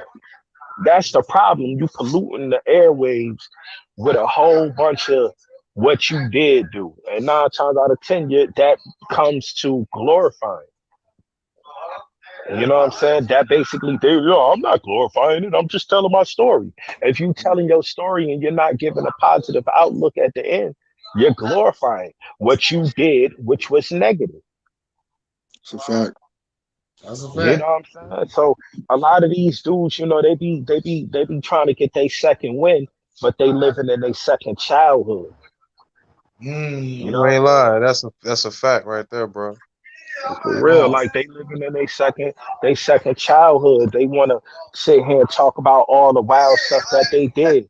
Yeah, that shit was cool, but at the same time, it's somebody else that's from the outside that may not even know you, and they're admiring what you've been through. Because when we was little, you heard the OGs talking about their war story, and you used to fantasize about, damn, I wish I was there, man. I'd have knocked that nigga out if he would have stole you. You know what I'm saying? That's how you work. You engage. That's how you connect with the youth. You're speaking to them, telling them about what you've been through, but also give them the knowledge to avoid what you've been through. Because every child loves to hear those stories from people that they looked up to. You know what I'm saying? They want to engage that. They want to be a part of that. That's a fact. Yo, Eggy Egg, what's good? Landland said, Dirt Gang, what if you interview with the cop to see the differences in our perspectives and what we come from to grow the gang of character and cops can be more peaceful to not put stress on our names? What's good? Yo, one thing, Landland, I ain't gonna lie. I would probably never do that kind of an interview with him. I ain't gonna lie. Like me, nah. I ain't gonna lie. It would look weird for me to do an interview like that. I wouldn't feel comfortable even doing it. Let me say, Third thing is, what if you interview with a cop to see the difference in our perspective on what's going on, coming from to grow to the gang and the cops be more peaceful? You know what? I would do it because, you know what I'm saying, I'm always there for conversation, the dialogue. To hear, even though I know he about to say a whole bunch of bullshit, but I'm gonna get my yeah. That's why I said that's why I done seen other YouTubers that did it before and shit. So and this is no slack to him. Word up. There's no slack to them, but just me with my content on here, I couldn't see myself doing that and then switching up to like, nah, I ain't gonna lie, like nah. Do you see what I'm saying? Like my content on here is too controversial to do shit like that. On top of like I'd have been locked up too many times to even trust these niggas to even like shit could get real for you too. Yeah, word up. That could get real for you for fucking with them. Yeah, Nigga, I started sweating when he said when he started reading, I started sweating. I'm like, oh shit, oh no, please, smile, don't do it. But that would be a good interview to have, and I would do that with like, I mean, not me, but if somebody do that with a black cop, but it was like one of them black cops that was like controversial, like he was on the white cop side, that would be a dope man. That would make mad shit. Now, Smiley, I'm thinking about that. You get one who keep it real, like what's going on over there in LA with them gang police. You can't never get one of them to tell on them, but if you had an interview like that from that perspective, it got to be like that. And that's the problem. Them niggas would never say nothing because they already know it's the air. As far as them niggas, they see me, I'll be with it. Just even because I already know what type of. But the whole point is to get what I need to say. I don't care what he talking about because I already know you about to say some bullshit. Basically, my point is they gonna be like, yo, he really sitting there talking to this dude, and I'm gonna give him a perspective that he should already know. Like you should already know. So why do you engage certain things in a manner that you do? They are taught to excite it. So basically what I will be doing the whole time is playing a Jedi mind trick to basically show y'all that they be lying, like they fronted. You get what I'm saying? Like I'll put myself on the edge just to show y'all that these dudes are taught to do everything other than protect. They did to excite the danger, to basically create some type of confrontation, to execute an arrest. You know what though, like, that would be my whole thing.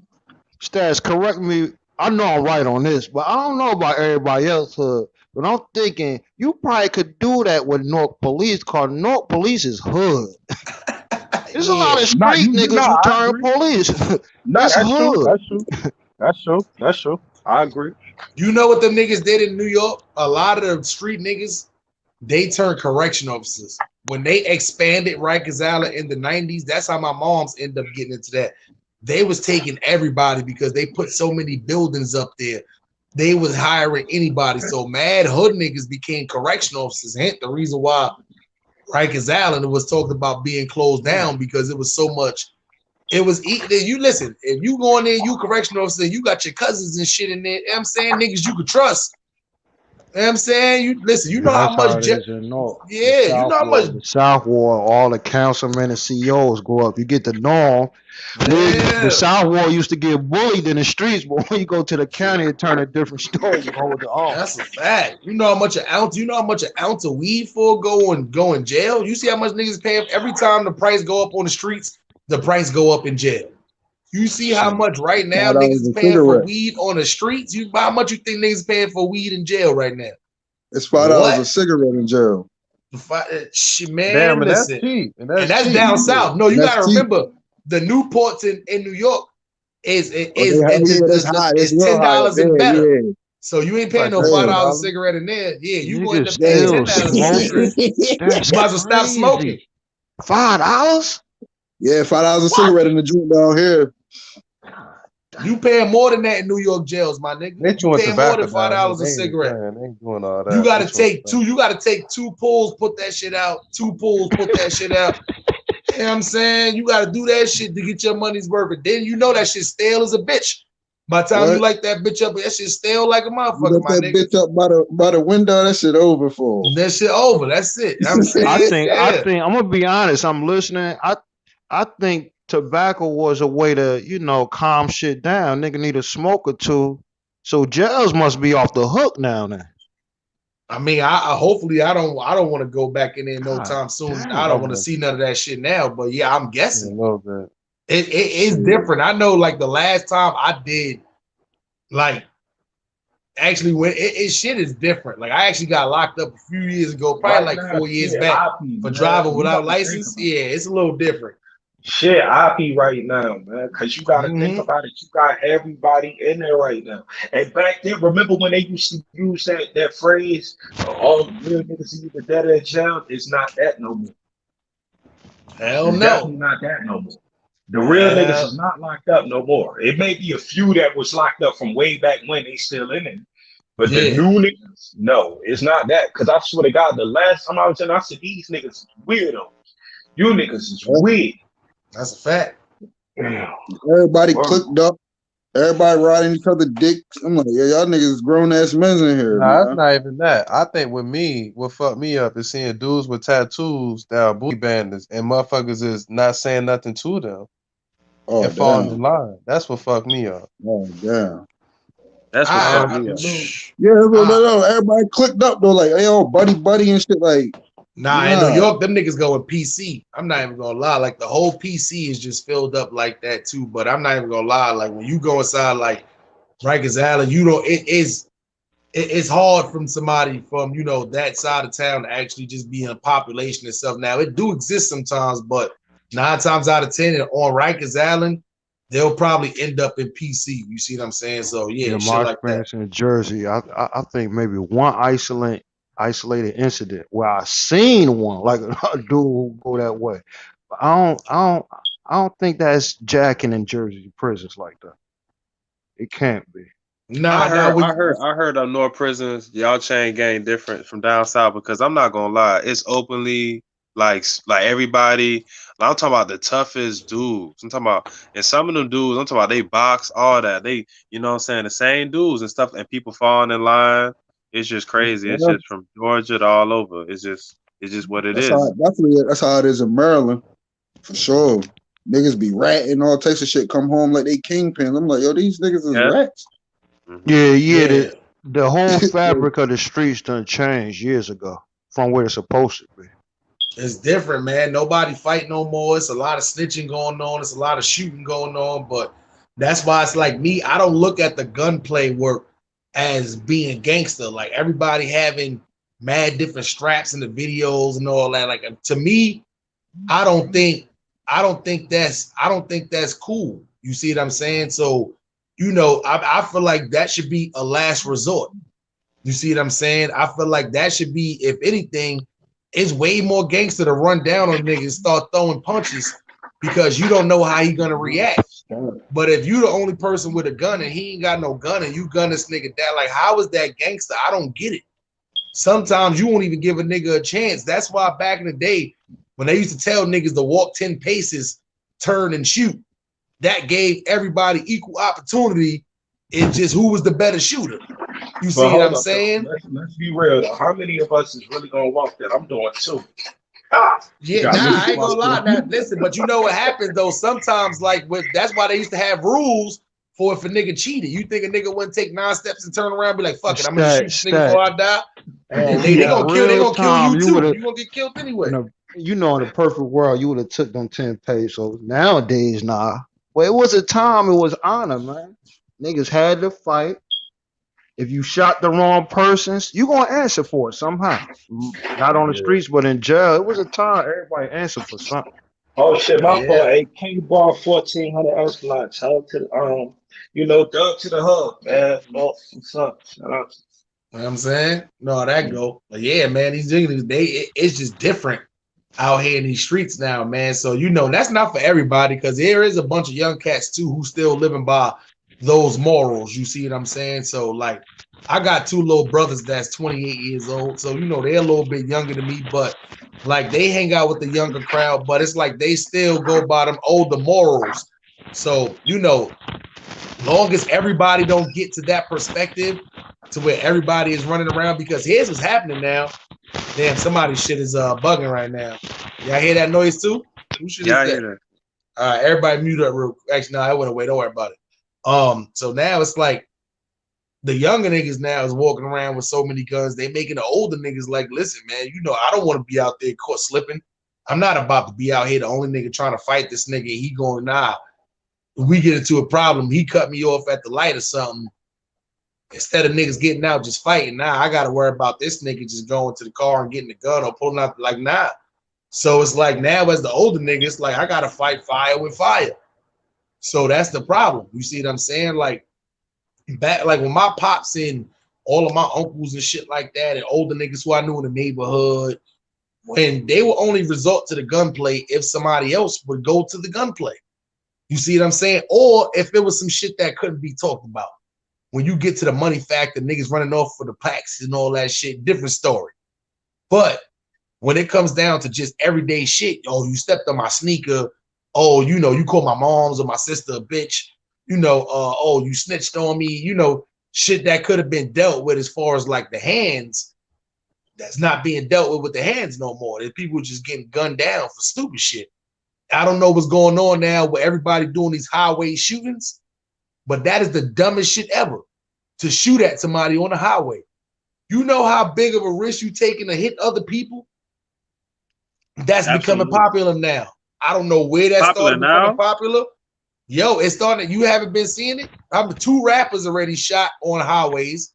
The shit that happened everywhere from. It's been like that for at least 4 to 5 years. I've been hearing a lot of incidents on highway shooting. A lot of shit just happened. Shit just happened in New York not too long ago.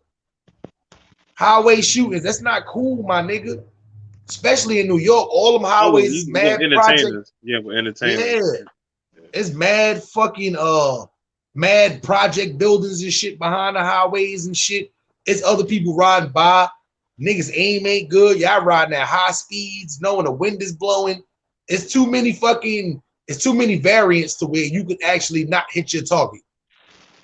How many killings we gonna keep having from niggas, innocent people getting hit from not because niggas can't shoot?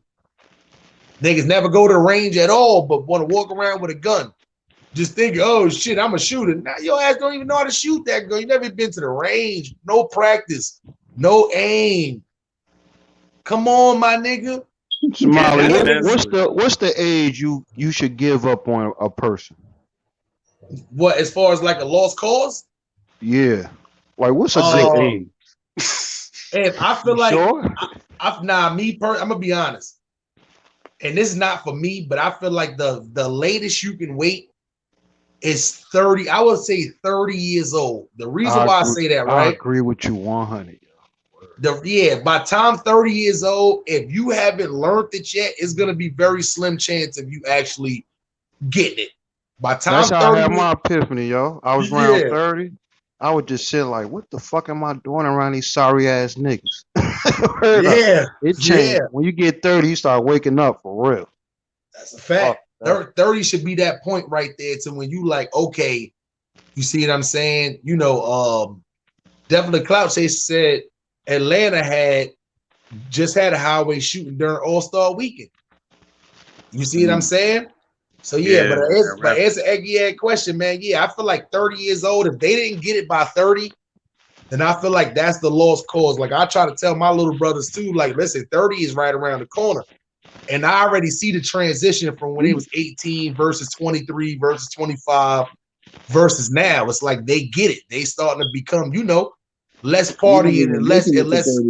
But Smiley, when you was in you from New York, so I'm glad you had all that knowledge yourself, everything. You still, I'm assuming you still had a maturity about you though. Yeah, no, that's a fact. I was, yeah. So how can you get that understanding from giving a person so many chances at 30? How can we get down to like 20? Because you know what it is though? I realized like the time I grew up is a time that's different. You see what I'm saying? I grew up in the era to where when I was younger, I had to walk across big streets like Atlantic Avenue, being a teenager, and walk to my elementary school by myself because there was mad kids from the neighborhood that was doing that. They had crossing guards and shit like that. Then I got to the point to where by the time 10 years old came, you was riding the trains by yourself. You was doing a lot of stuff in your street. So I felt like the maturity level growing up in the 80s, early 90s, it was different because you had more supervision as far as like parents. I don't know if y'all know that, but parents, and I mean like even the teachers. My teachers back in my elementary school used to grab my ears and twist it and bring my ass to the principal's office, all kind of shit. Like if you was another parent and that parent lived in your building, you stand on the corner, you was cursing out another parent, some shit like that. That parent will whoop your ass and then take you to your mother and tell you she whooped your ass, but why she whooped your ass? Like it's just now, I feel like the next generation after that, they didn't have that. Like, because I'm not be honest, like I wouldn't let an 18-year-old ride the train right now by herself to where I'm looking at my parents like, damn. Molly, I was just about to ask you, at the age of 10, correct me if I'm wrong, but it could have been over for you. Somebody could have just took you and kept you. Am I right? So you had to have a kind of makeup at 8, 9, and 10 to even deal with getting on a train. That's a fact. Because somebody see a weakness back there. Am I like people would take advantage of you back then. They don't give a fuck if you was a kid. They didn't care, especially when we're not making it to see 30 nowadays though. The young niggas out here dying early. That's a fact. Shit crazy, especially walking around Brooklyn and shit. It's hard to cut you off, Dutch. You know what I'm saying? They definitely, when you was younger going around Brooklyn and shit, it's like you had there was a lot of robberies going on at that time. You see what I'm saying? You could have on the newest sneakers, and if you wore that person's size, they didn't care your age. You had to be fighting. You had to know how to fight because just from people you going to school with on the street, you could have just been playing basketball. They had some shit called timeout back then. We was in Brooklyn. You be eating some food, a nigga would come touch your shit, go timeout, and that means you had to give it to him. It was a lot of stupid games and shit that you used to play that could have got yourself in trouble and shit. So you had to actually, mature a lot faster than the average person. To where I got little brothers once again that's like 8, 9 years younger than me, but they didn't have to go through the same thing that I went through because they wasn't riding the trains at my time. They might have started riding the trains at like 13, 14 years old. You see what I'm saying? Because it was more comfortable at that time. Now we're starting to talk about 90s into the 2000s. You see what I'm saying? So to where now it's like you don't even want, you got to be an adult pretty much to be riding a train and shit by yourself. Like I wouldn't let no kids just get on a train. But it's just different times now. You had to worry about razors and shit back then, getting sliced at the most. Only time you was worried about getting shot was by a straight bullet because it was niggas that was shooting at each other and all that shit. So as far as your kid actually getting actually getting killed, you wasn't worried about that too much. Getting into trouble and shit, maybe a little black eye, some shit like that, getting sliced, yes, but getting killed, no. It's like now you worry about your kid, like that shit don't even exist. Your kid have a fight, you gotta start locking your doors and shit like that because you scared people gonna come back to your house and all that shit. And so you know, it's just different times now, different situations to where you had to grow up a lot faster. So me, I wouldn't have gave myself to 30 years old. I would have been finished already if I'd have gave myself to 30 years old. But me, I started maturing very much younger because my situation was very different. You see what I'm saying? So would you say it would have been easier raising a child back in them time than today? I Because would we know. gotta remember, even it was crazy out there, like you said, we still had community. It still was a Yeah. sense of your next door neighbor knowing you.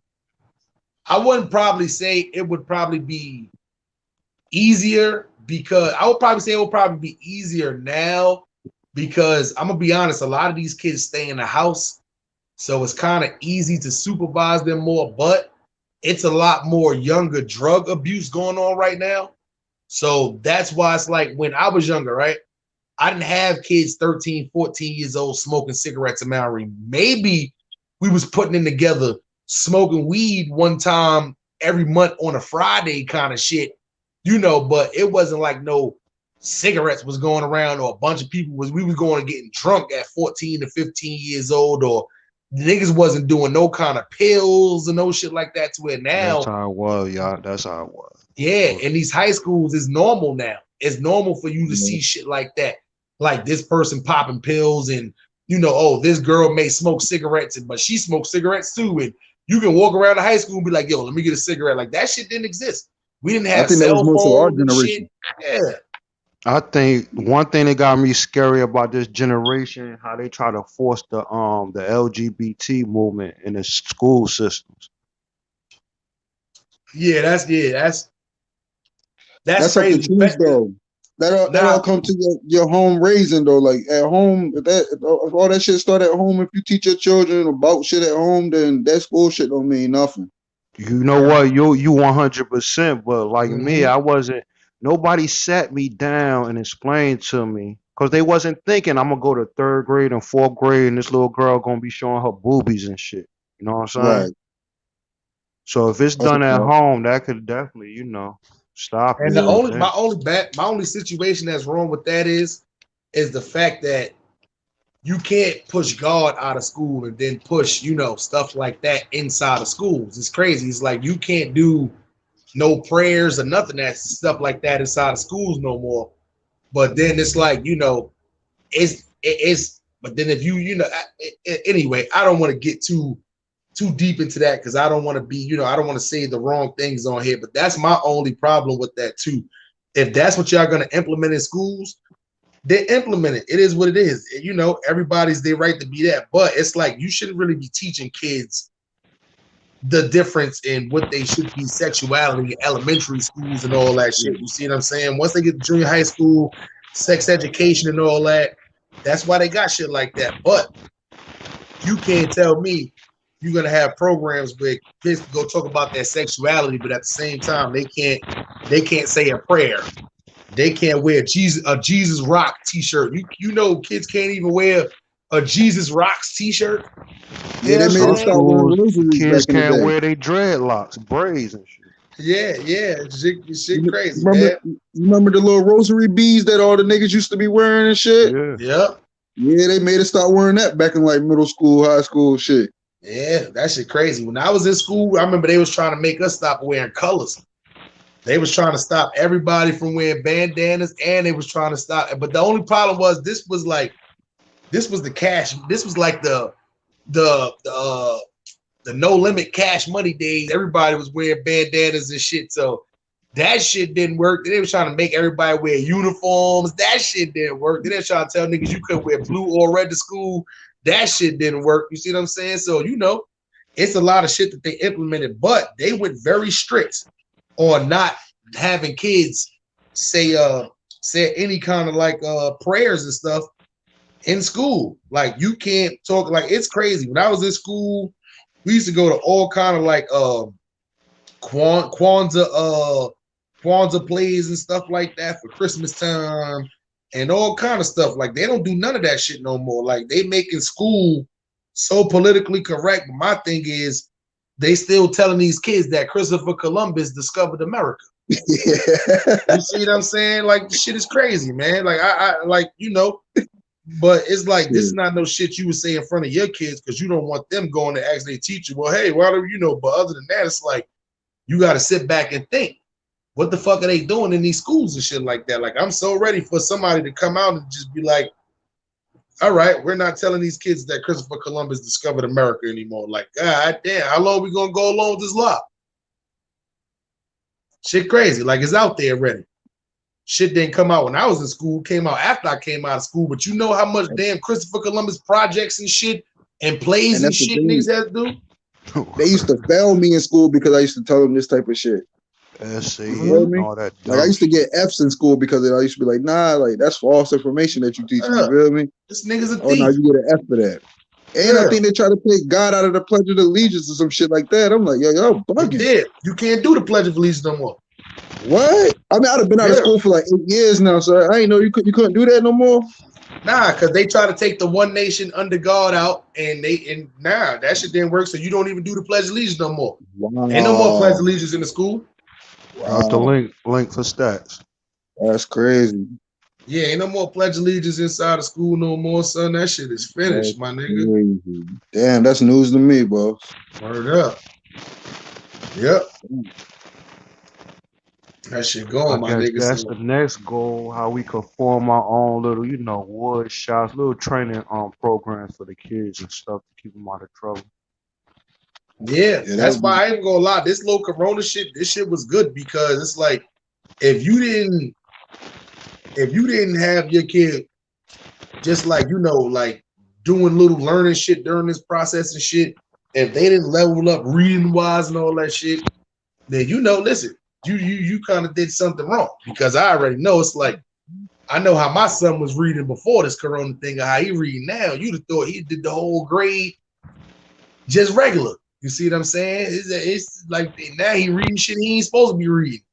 Motherfucker trying to get credit card numbers and shit to get V-Bucks and all that. I'm talking about now. I know how to put it in. You know what I'm saying? So trying to get them V-Bucks up, you're going to end up breaking somebody.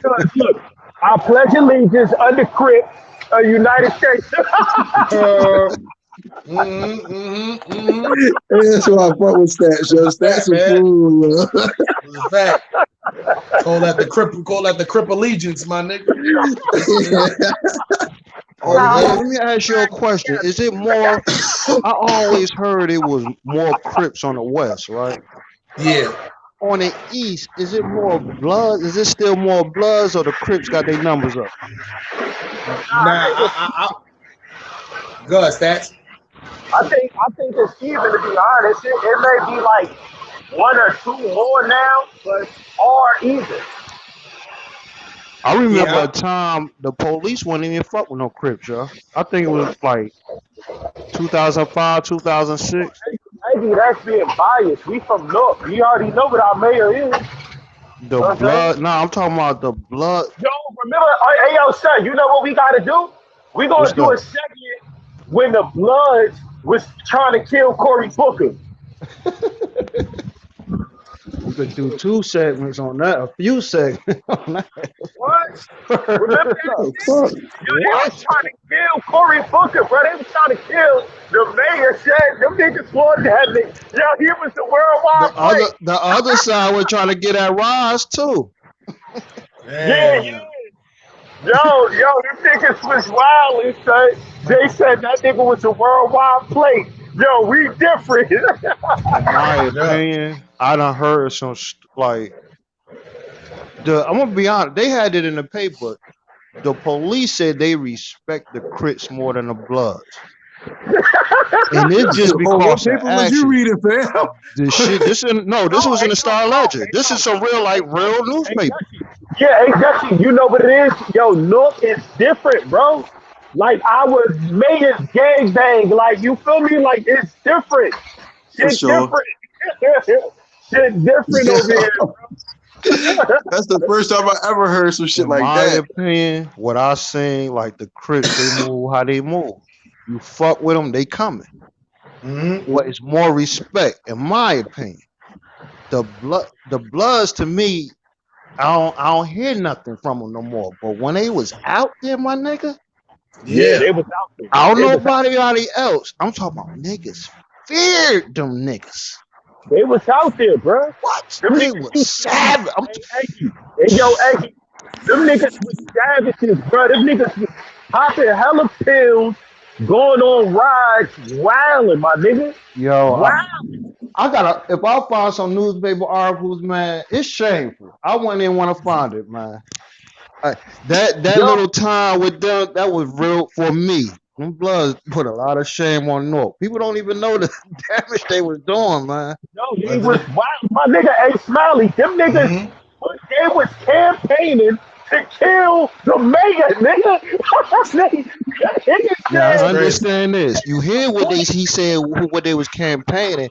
I'm talking about one day, your best man, y'all could be kicking it. When he turned to that side, that nigga will kill you for that shit. It was like that.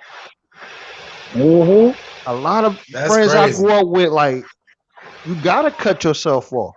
It was yeah. that much pressure out there. If you Hey yo, ain't my nigga, this, hey yo, what? see, Eggy bringing the ignorance out of this shit, cause I don't want to talk. Hey But yo, stats. What Dirt said already, people don't talk about certain things. When I hear them Bloods talk about their time, I never hear about the ignorance. Some people address it, but that was the thing back then. That fear on the streets. I'm not too sure about New York. They gotta tell their own story. I'm just hearing New York, like how they was slashing people on a regular. Yeah. Nah, But in the same Jersey, shit was going on blood wise. The same shit was going on, my nigga. man, they was throwing niggas in the trunk. tell them they don't Man, this understand. shit crazy. This shit was different. This shit was difficult. You know what I'm saying? Especially Yeah. being Chris. I'll never forget that. Hey, yo, bro, my cousin is double live. I would never forget the day that I shot at. I shot at my own cousin and ended up living with him. What are you talking about?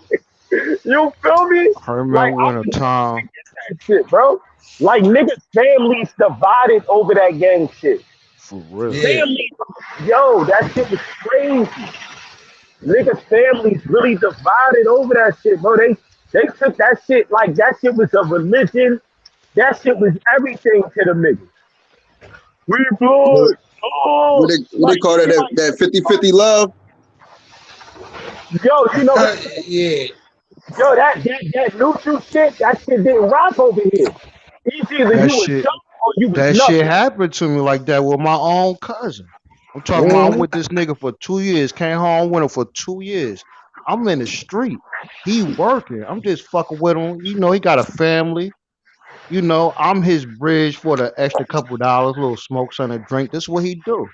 But it's my family. I'm with him to keep him out the street. A year later, after being with me, we goes in the hood. I'm posted up. And this the first time I heard somebody say 550. The nigga whispering. Oh, that's Came them 550. Leafs. Yeah, that's them Dutch I'm like, Leafs what the right there. fuck? No Hey, 550. you This is know what how he I keep it saying in to the himself. Dutch. Yeah, that's a fact. Stats. I'm talking about your own family cutting ties, nigga. You know how that shit hurt it?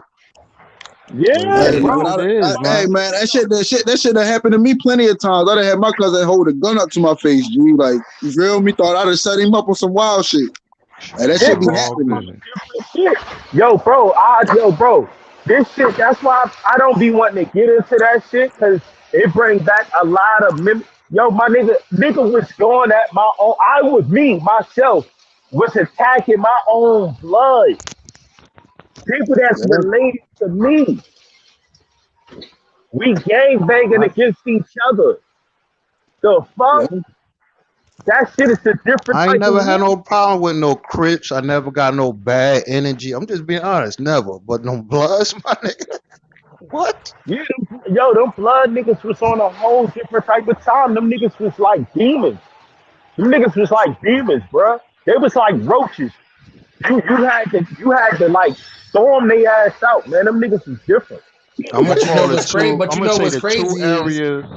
Avon, not really to me, but Yo, Ill for sure. look, But Hawthorne Avenue, I ain't gonna put the set out there. Them yeah, niggas, look, and it's my look. He family said too. Them Avon, niggas. Clinton, Avon, and Clinton. I always had beef with them niggas over there. I can't stand them niggas. Even to this day, I don't even gotta know them niggas. We get to Remember, talking and we start having problems from there. Oh, you from over here? Yeah, damn. No, we ain't friends, bro. Yeah. man, this little kid came to school one day with a book bag filled. What y'all niggas down the hill gonna do now? Our guns bigger, and the little niggas wasn't lying. They had it. Word They up. had it, man. So Yeah, listen, man, this what I gotta do real quick. we gotta do that segment. So we gonna talk about with the North Blood was trying to kill Cory Booker. Yeah, definitely. Yeah. When y'all do that shit, because I need to hear more story. Oh yeah, Dutch, I that's a gotta nice go little some nugget. What's research. that? What's that called right there? This is what do you say? GG4? Oh, okay. That's what's Yeah, up. just a little Gorilla Glue. Oh, all right. That's what's up. Do the niggas get dispensaries open anywhere near there yet? Hey, I got one right up the street. Oh, it's legalized out there. Oh yes, sir, right up the street. Oh, all right, for sure, man.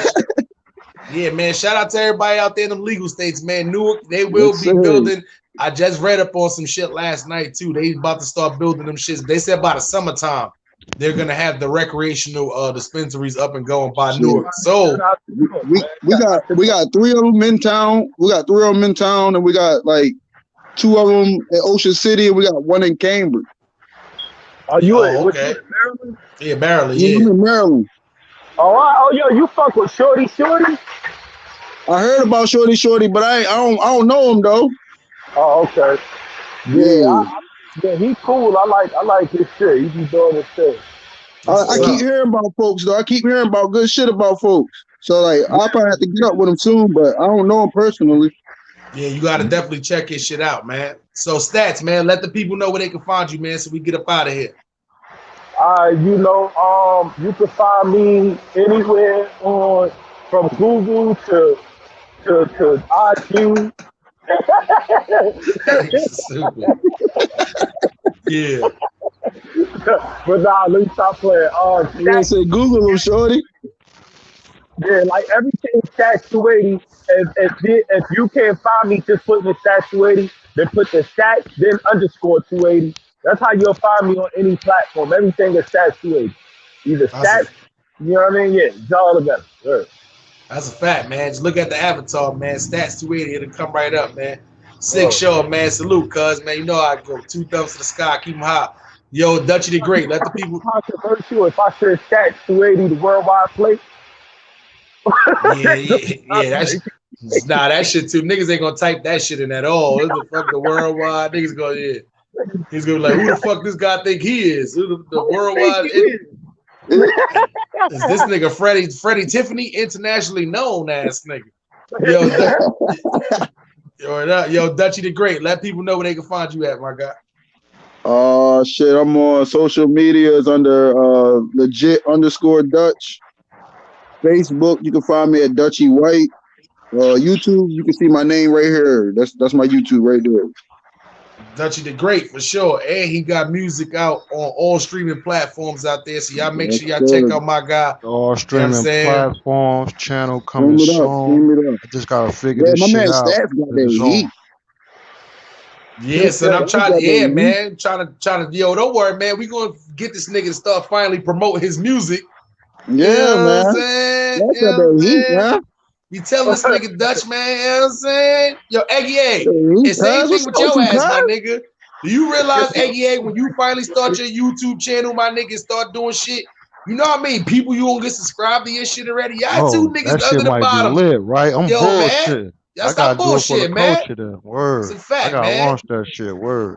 Nigga, you gonna get the 500 I don't like want this, nothing dealing with. I just want to promote shit. You know what I'm saying? I want some original content. I want to promote the people. Oh, you see that?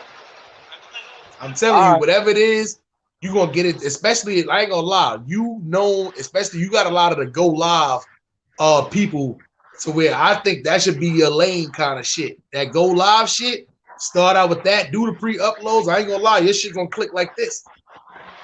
Word up. Think about it too, man. You got to get into the music. Niggas you know what happened? I was supposed to have launched it in February, man. But my family, they hating on me, man. They don't want me on social media, yo. Nah, but they listen, ain't gonna give me the help. But niggas know your avatar already, so you ain't never got the cam up. Niggas know that avatar. Do you not know it's a whole shit on the other side of the shit that's called Avatar Nation? These niggas I'm never tuned cam in. up. You I'm see what I'm tuned in saying? that. Who the fuck don't know this avatar right here? There's a lot of action over there too. Think Word, about there's a lot think of about action. the merch, my nigga. You know the nigga DNA Tooth? I'm Yeah. already Well, tuned in. You nobody know I'm even tuned know in with who the that. battle rap. They I'm don't know tuned who in. that nigga is. They've been Look trying at to him. tuned in. shit. They thought it What? was old boy from Hip Hop is Real. The I forget his name. Yeah, No it bars and wasn't him. shit. It wasn't Hey, him. They beat that nigga up and it wasn't even him. Yeah. hey, So yo, what's good, Dutch? when the part 2 dropping? Of the versus battle? Nah, the tales. Ain't you naming the Tales of the Harlem Crip Part 2? Oh yeah, that's gonna be the deluxe. We got that coming. We got that coming. You got it coming? Dutchy, we doing it. Nothing concrete. We gonna do it. We gonna do a deluxe. Nothing you know concrete me. yet? You got anything concrete for me? Oh nah, listen, it's nothing. That's what I'm saying, because we in that wave now where you gotta drop at least two of them albums a year. So with the amount of songs I got, I'm gonna do the deluxe Tales from a Harlem Crip, and then I'm gonna kill them with the whole new. You see what I'm saying? So right now, I'm not even gonna lie. I figured out what I've been doing. I've been focusing a lot on the beat making shit right now. My beats is coming out crazy now. I'm gonna be honest. Like when I do the Friday Night Lights and I start revealing some of the improvements I did on the older beats and some of the new shits that I did, I ain't gonna lie. Like I've been fucking with Timberland, got this Beat Club Academy shit. If y'all not tuned in, go tune into that. I've been entering them contests in there, seeing a lot of what to do and what not to do, and improving a lot through my beats too. So this next one, because I listened to Tales from a Harlem Crip, even though it's a good project, the next one I want to be way more professional, if that makes sense. You see what I'm saying? Yeah, So it's a lot of that's what's taking me a long time to drop my little EP that I got going on right now. I'm trying to get everything lined up. I want everything to be professional. Like I want a couple videos for it and all that. You feel me? I want everything to be right for it. Yeah, that's a fact. So that's what I want to do, more visuals. Cause now it's like I kind of, even with the first batch of songs and shit, I kind of locked myself out of the YouTube wise. But even though I still get paid for it, but it's still kind of like it demonetizes my channel. So with that being said, I know I got all the kinks fixed out, but my shit is literally as easy as I got it now. All I got to do is just upload my songs, put the album cover on there, and then my shit will be sent out to stores in 2 weeks. So I can have my shit out and ready in 2 weeks. It's just me just not rushing it this time and just getting all the production and all that shit right too. You see what I'm saying? So yeah, man, so once I get all that shit sorted out and all that shit, but yeah, I got some shit. I already got some shit in mind. I'm gonna be sending you, my nigga. But this Friday Night Lights though, is gonna I'm gonna be playing some shit. So if y'all artists, y'all got songs and shit, y'all want to send them to my Gmail, curryloke1206@gmail.com. Y'all can send it through. But this Friday Night Lights, I'm gonna be revealing a lot of. I haven't even been in the studio. I'm not even gonna lie. I've been writing shit. I've been just like mastering beats. I haven't even been in the studio, my nigga. I'm not even gonna lie. It's like I'm focusing on one thing and then jump to the next thing. Once I mastered the beats, the songs is gonna sound way better. Because now that I'm playing the songs in the cars and all that shit, the quality just doesn't sound, and it's not the bars and none of that shit, but the song quality, the beat quality just doesn't sound how it sounds. Like I want my shit sounding like how Dave East and all these niggas shit sound. When you turn on they shit, you shouldn't be have to readjusting your volume and all that shit. So I'm learning a lot of shit beat wise too, because if I'm gonna be in that lane to where I'm using all of my own beats and shit, I can't be like half-assing the beats. So it's like now that I'm mastering that shit now, getting my shit. That all come down to your mixing too, though. Like when you learning how to put your beats together and shit like that. Yeah. Certain sounds just mesh together when you mix them and master them. They just mesh together way better than other sounds. You feel me? Yeah. So if you put in your hi-hats and your snares and your bass kicks and all that shit, just try different combinations of them, because You might got two hi-hats that sound similar, but one gonna sound way better with the bass kick that you got than the other one. Correct. Yeah, all that hi-hat shit, they're using all that shit is out the window. I'm not using none of that shit no more. You see what I'm saying? Because I realized all that shit. Yeah, we in there. I got all the equipment. That's what I did too. I upgraded my equipment. So it's like, you know, now that it's good money too. I can, because my ear for music is good. That's why a lot of those beats that I put together with the Tales from a Harlem Crip, all of the chords and shit, like all of the shit sound good when you put it together. The sonics was all together. It was just the mixing, the production. The shit didn't have that boom coming out of it too. Like that rolling beat is crazy, but I could have had that shit hitting so much harder. That I could have had that shit hitting so much harder. You see what I'm saying? That come down to your producer though. Couldn't you just send it off to your producer, whoever mix and master your shit? They could tweak it too. Just the beat though, not the whole song, but just the beat. Nah, they could, but at the same time, it was a difference with them just turning the levels up versus me having the actual drums a little bit higher. You see what I'm correct? You see what I'm saying? So now it's like I'm knowing what to use 808 drums for and what not to use 808 drums for. Right. You see what I'm saying? What I'm not using all them basic snares that a lot of people been using. We're not using those in the hi-hats, and like we're not doing that right now. Right now we doing crazy melodies, we doing samples, and we throwing What type of software you be using? I ain't mean cut you off. What type of software you be using?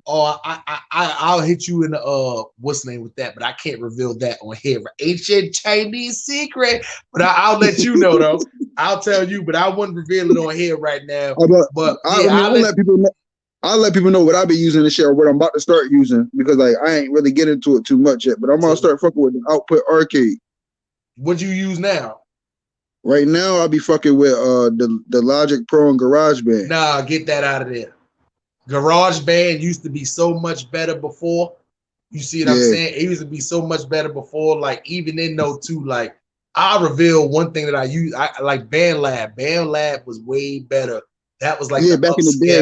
Yeah, back in the day, but GarageBand better than BandLab now. Nah, it's the opposite now. You gotta get the upgrades. That's what I was about to say. BandLab got an upgrade that they just did like a couple of months. If you don't get the upgrade, then you missing out on so much shit you can do. So even sometimes, go ahead.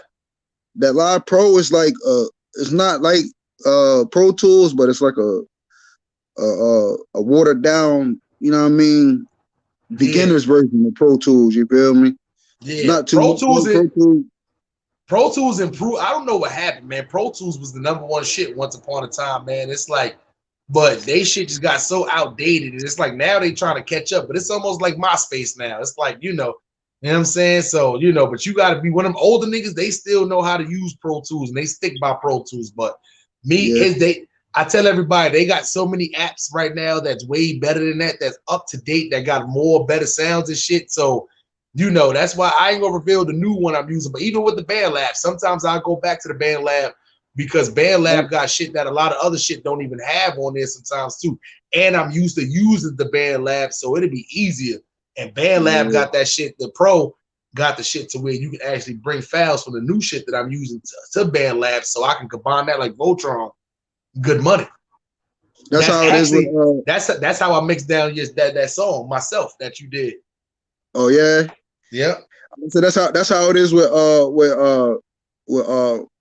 Pro Tools and GarageBand. You could convert shit from Pro Tools back to GarageBand, but you can't do it the other way around.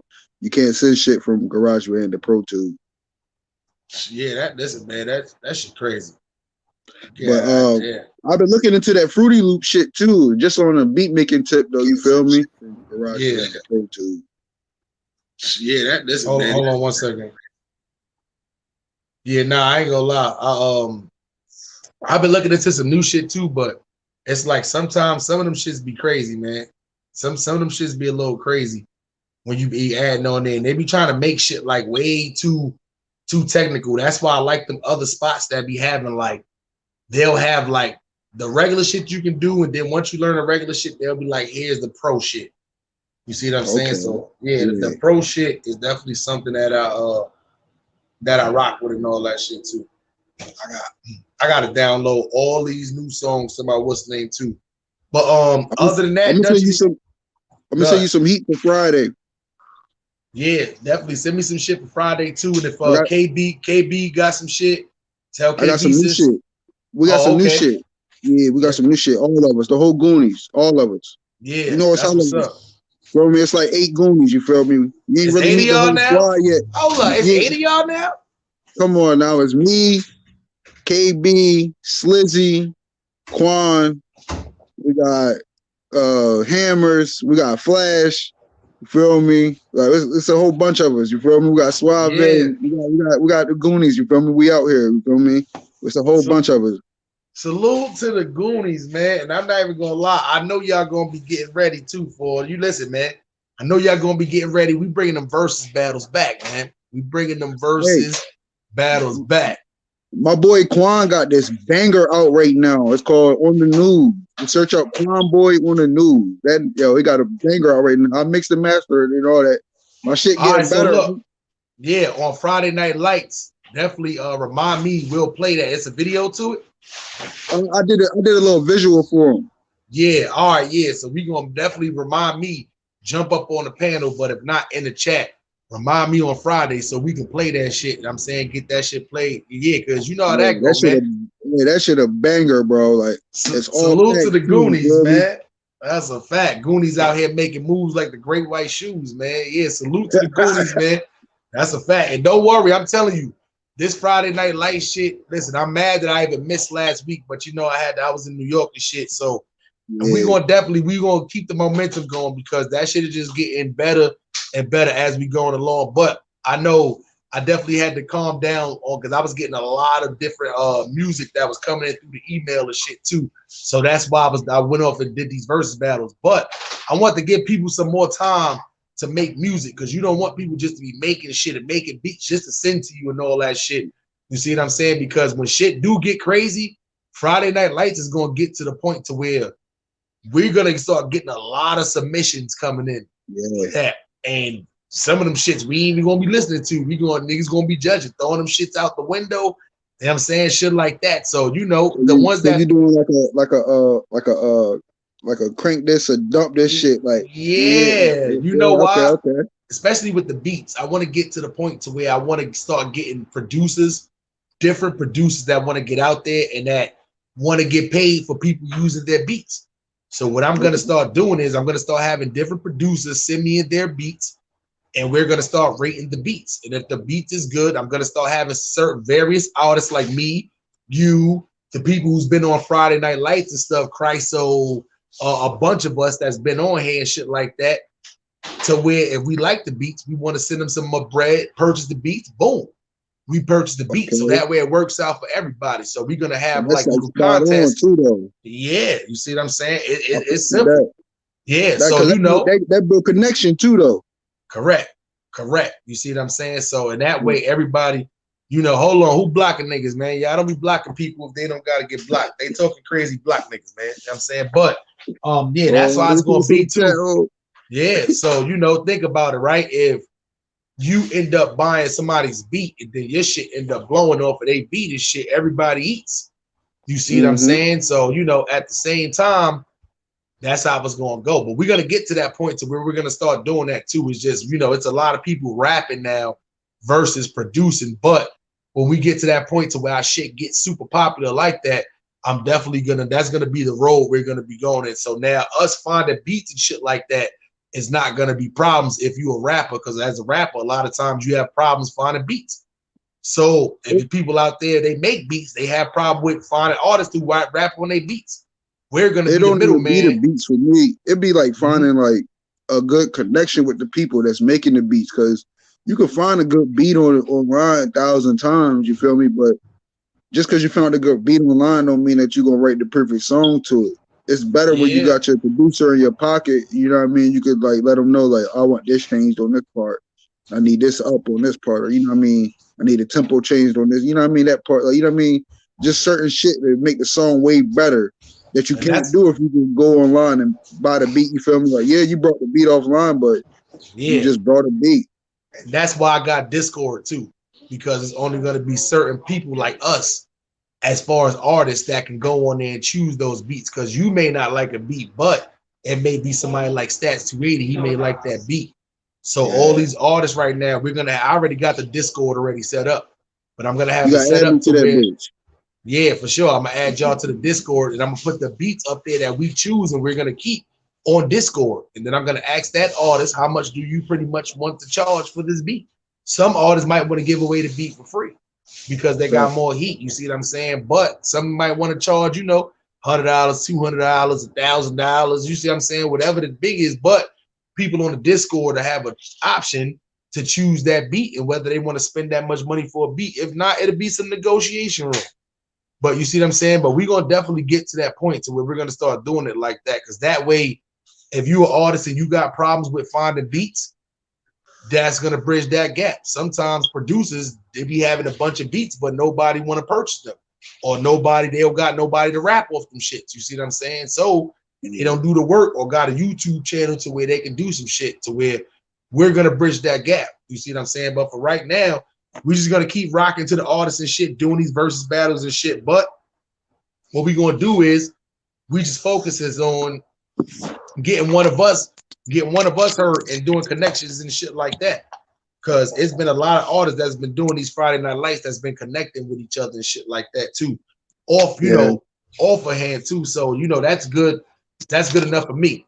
So yeah, man, with that being said, yeah, man, go ahead, talk your shit, Dutch. I say I appreciate this man right here, man. For real. A lot of connections came from Cuz right here. A lot of connections. You know what I'm saying? A lot of looks, a lot of different people just been shouting me out, showing me love.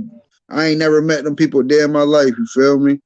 But they just showing me love with the strength of this man right here. You feel me? It's real stand-up guy. It's real spill. Like, it ain't even no cap. Like, feel me? It's real shit. I respect Appreciate that. my That's nigga. why I rock with you the long way. You always see me. I'll be on all the videos. Yeah, my nigga. Yeah, you know that go. All the shit. Feel me? I show love because love is showing to me. You feel me? That's how I go. Real nigga shit. You feel me? But that's why it's easy for me to do shit like that. Because as much as you may appreciate it, you don't even realize without y'all, I wouldn't really be shit. You see what I'm saying? So it's like at the end of the day, it's like I do everything I do for y'all. If Dutchie the Great gets a record deal tomorrow and don't ever come back on this channel ever again, I'm not going to say fuck Dutch. I'm going to be happy as fuck because I know my mission has been accomplished. I don't depend on another man to get me my money. I know I'm going to still get my money. So for me to hate on that man for what? That's the whole goal. It could have been somebody got a record deal off of the shit right now and never came back and told me, I don't care. You see what I'm saying? That was the whole goal. It's not when you do stuff just not to get recognition or to gain anything from it. You do it out of the kindness of your heart. That shit gonna come back. I'm telling you, it's gonna come back. It's gonna come back tenfold, my nigga. So that's what I try to get a lot of people to understand. Listen, I don't do grimy shit to people no more. I haven't done no grimy shit to no people in a long time, my nigga. And I realized I haven't let nobody get close enough to do no grimy shit to me. It hasn't happened. Every time I see myself in the situation, boom, I'm right out the shit. That's it. You gotta live your life right. You see what I'm saying? So it's like at the end of the day, me doing this shit too, I don't make $1 off of none of them Friday Night Lights and that shit. That shit always get demonetized. To where I don't even hit the monetize button no more. But at the same time, I'm not gonna stop it because that's something that once again, if y'all get recognized, why do it be getting demonetized? Because it'd be a lot of times like a lot of us artists, we got our shit out there. We got our shit LLC. You see what I'm saying? So like you play any of my songs. Okay. You can't play my shit on. Okay, I get you now. Yeah, okay. You see that's correct. Yourself, my shit, Luxury Dutch. It's a bunch of us who shit that we played. We got our shit LLC. You see what I'm saying? So you know that shit. I be getting mad little copyright, little flags and shit like that too. But it's nothing that's gonna affect my channel. It doesn't hurt me, but I can't make money off of the shit. You see what I'm saying? But at the end of the day, that's not what it's about. The shit is fun. Everybody like doing it. Y'all get y'all music out there. I'm getting my music heard. It's bringing connections together, and guarantee you at the end of the day, somebody's shit is gonna get recognized off of the shit. You see what I'm saying? So, listen, man, that's the whole point and goal of it too. But other than that, Dutch, we had 3 hours and 24 minutes. I salute you, my guy. I appreciate you for tapping in. I do got some shit going later. I just gotta upload these fucking I think by now, Ron G's. If you ain't send me your list yet, Ron G, send me your list. Melly Mel, send me her list. I'm gonna start uploading these. What the fuck we got? New Orleans versus Atlanta. I'm gonna do that versus battle today. New Orleans versus Atlanta. Yeah, Ron G's versus Melly Mel. So yeah, we're gonna get that. Yeah, we're gonna get that done today. But other than that, though, I appreciate you, my guy. And y'all make sure y'all go check out Dutch the Great on all streaming platforms right now. Make sure y'all go subscribe to Stats 280. Make sure y'all go subscribe to Melly Mel, 2 L's, all caps. Make sure y'all go subscribe to my guy Ambition, and make sure you put the H on the before the O-N. You see what I'm saying? Go subscribe to Death of the Clout Chaser, Fawn's Pole, Lady La, Brianna Simone Pettyville. Salute to everybody at Pettyville. Who else I'm forgetting? I'm trying to get everybody in there. T History. Who the fuck else? Maybach Mel. I Smoke Hip Hop. Yeah, Jazzo. Y'all go subscribe to the Boss Lee Cafe. Yeah, man. If I missed anybody, man, I apologize. But other than that, y'all know the slogan. You can't get this money when you in there sleep on the couch. It's impossible, man. How you gonna smoke good like me and Dutch the Great when you gonna be in there on the couch with no money in your pocket? You wait for your girl to come home, still trying to buy 10 bags. Dumbass. You know what I'm saying? Word up. Word up. You see what I'm saying? You can't get this money when you in there sleep on the couch. It's impossible, man. This is your boy Harlem Smiley. Tuned in with my guy Dutch the Great. We out of here, man. We gone, man. Until next time, man. Salute, man. Yo, Dutch.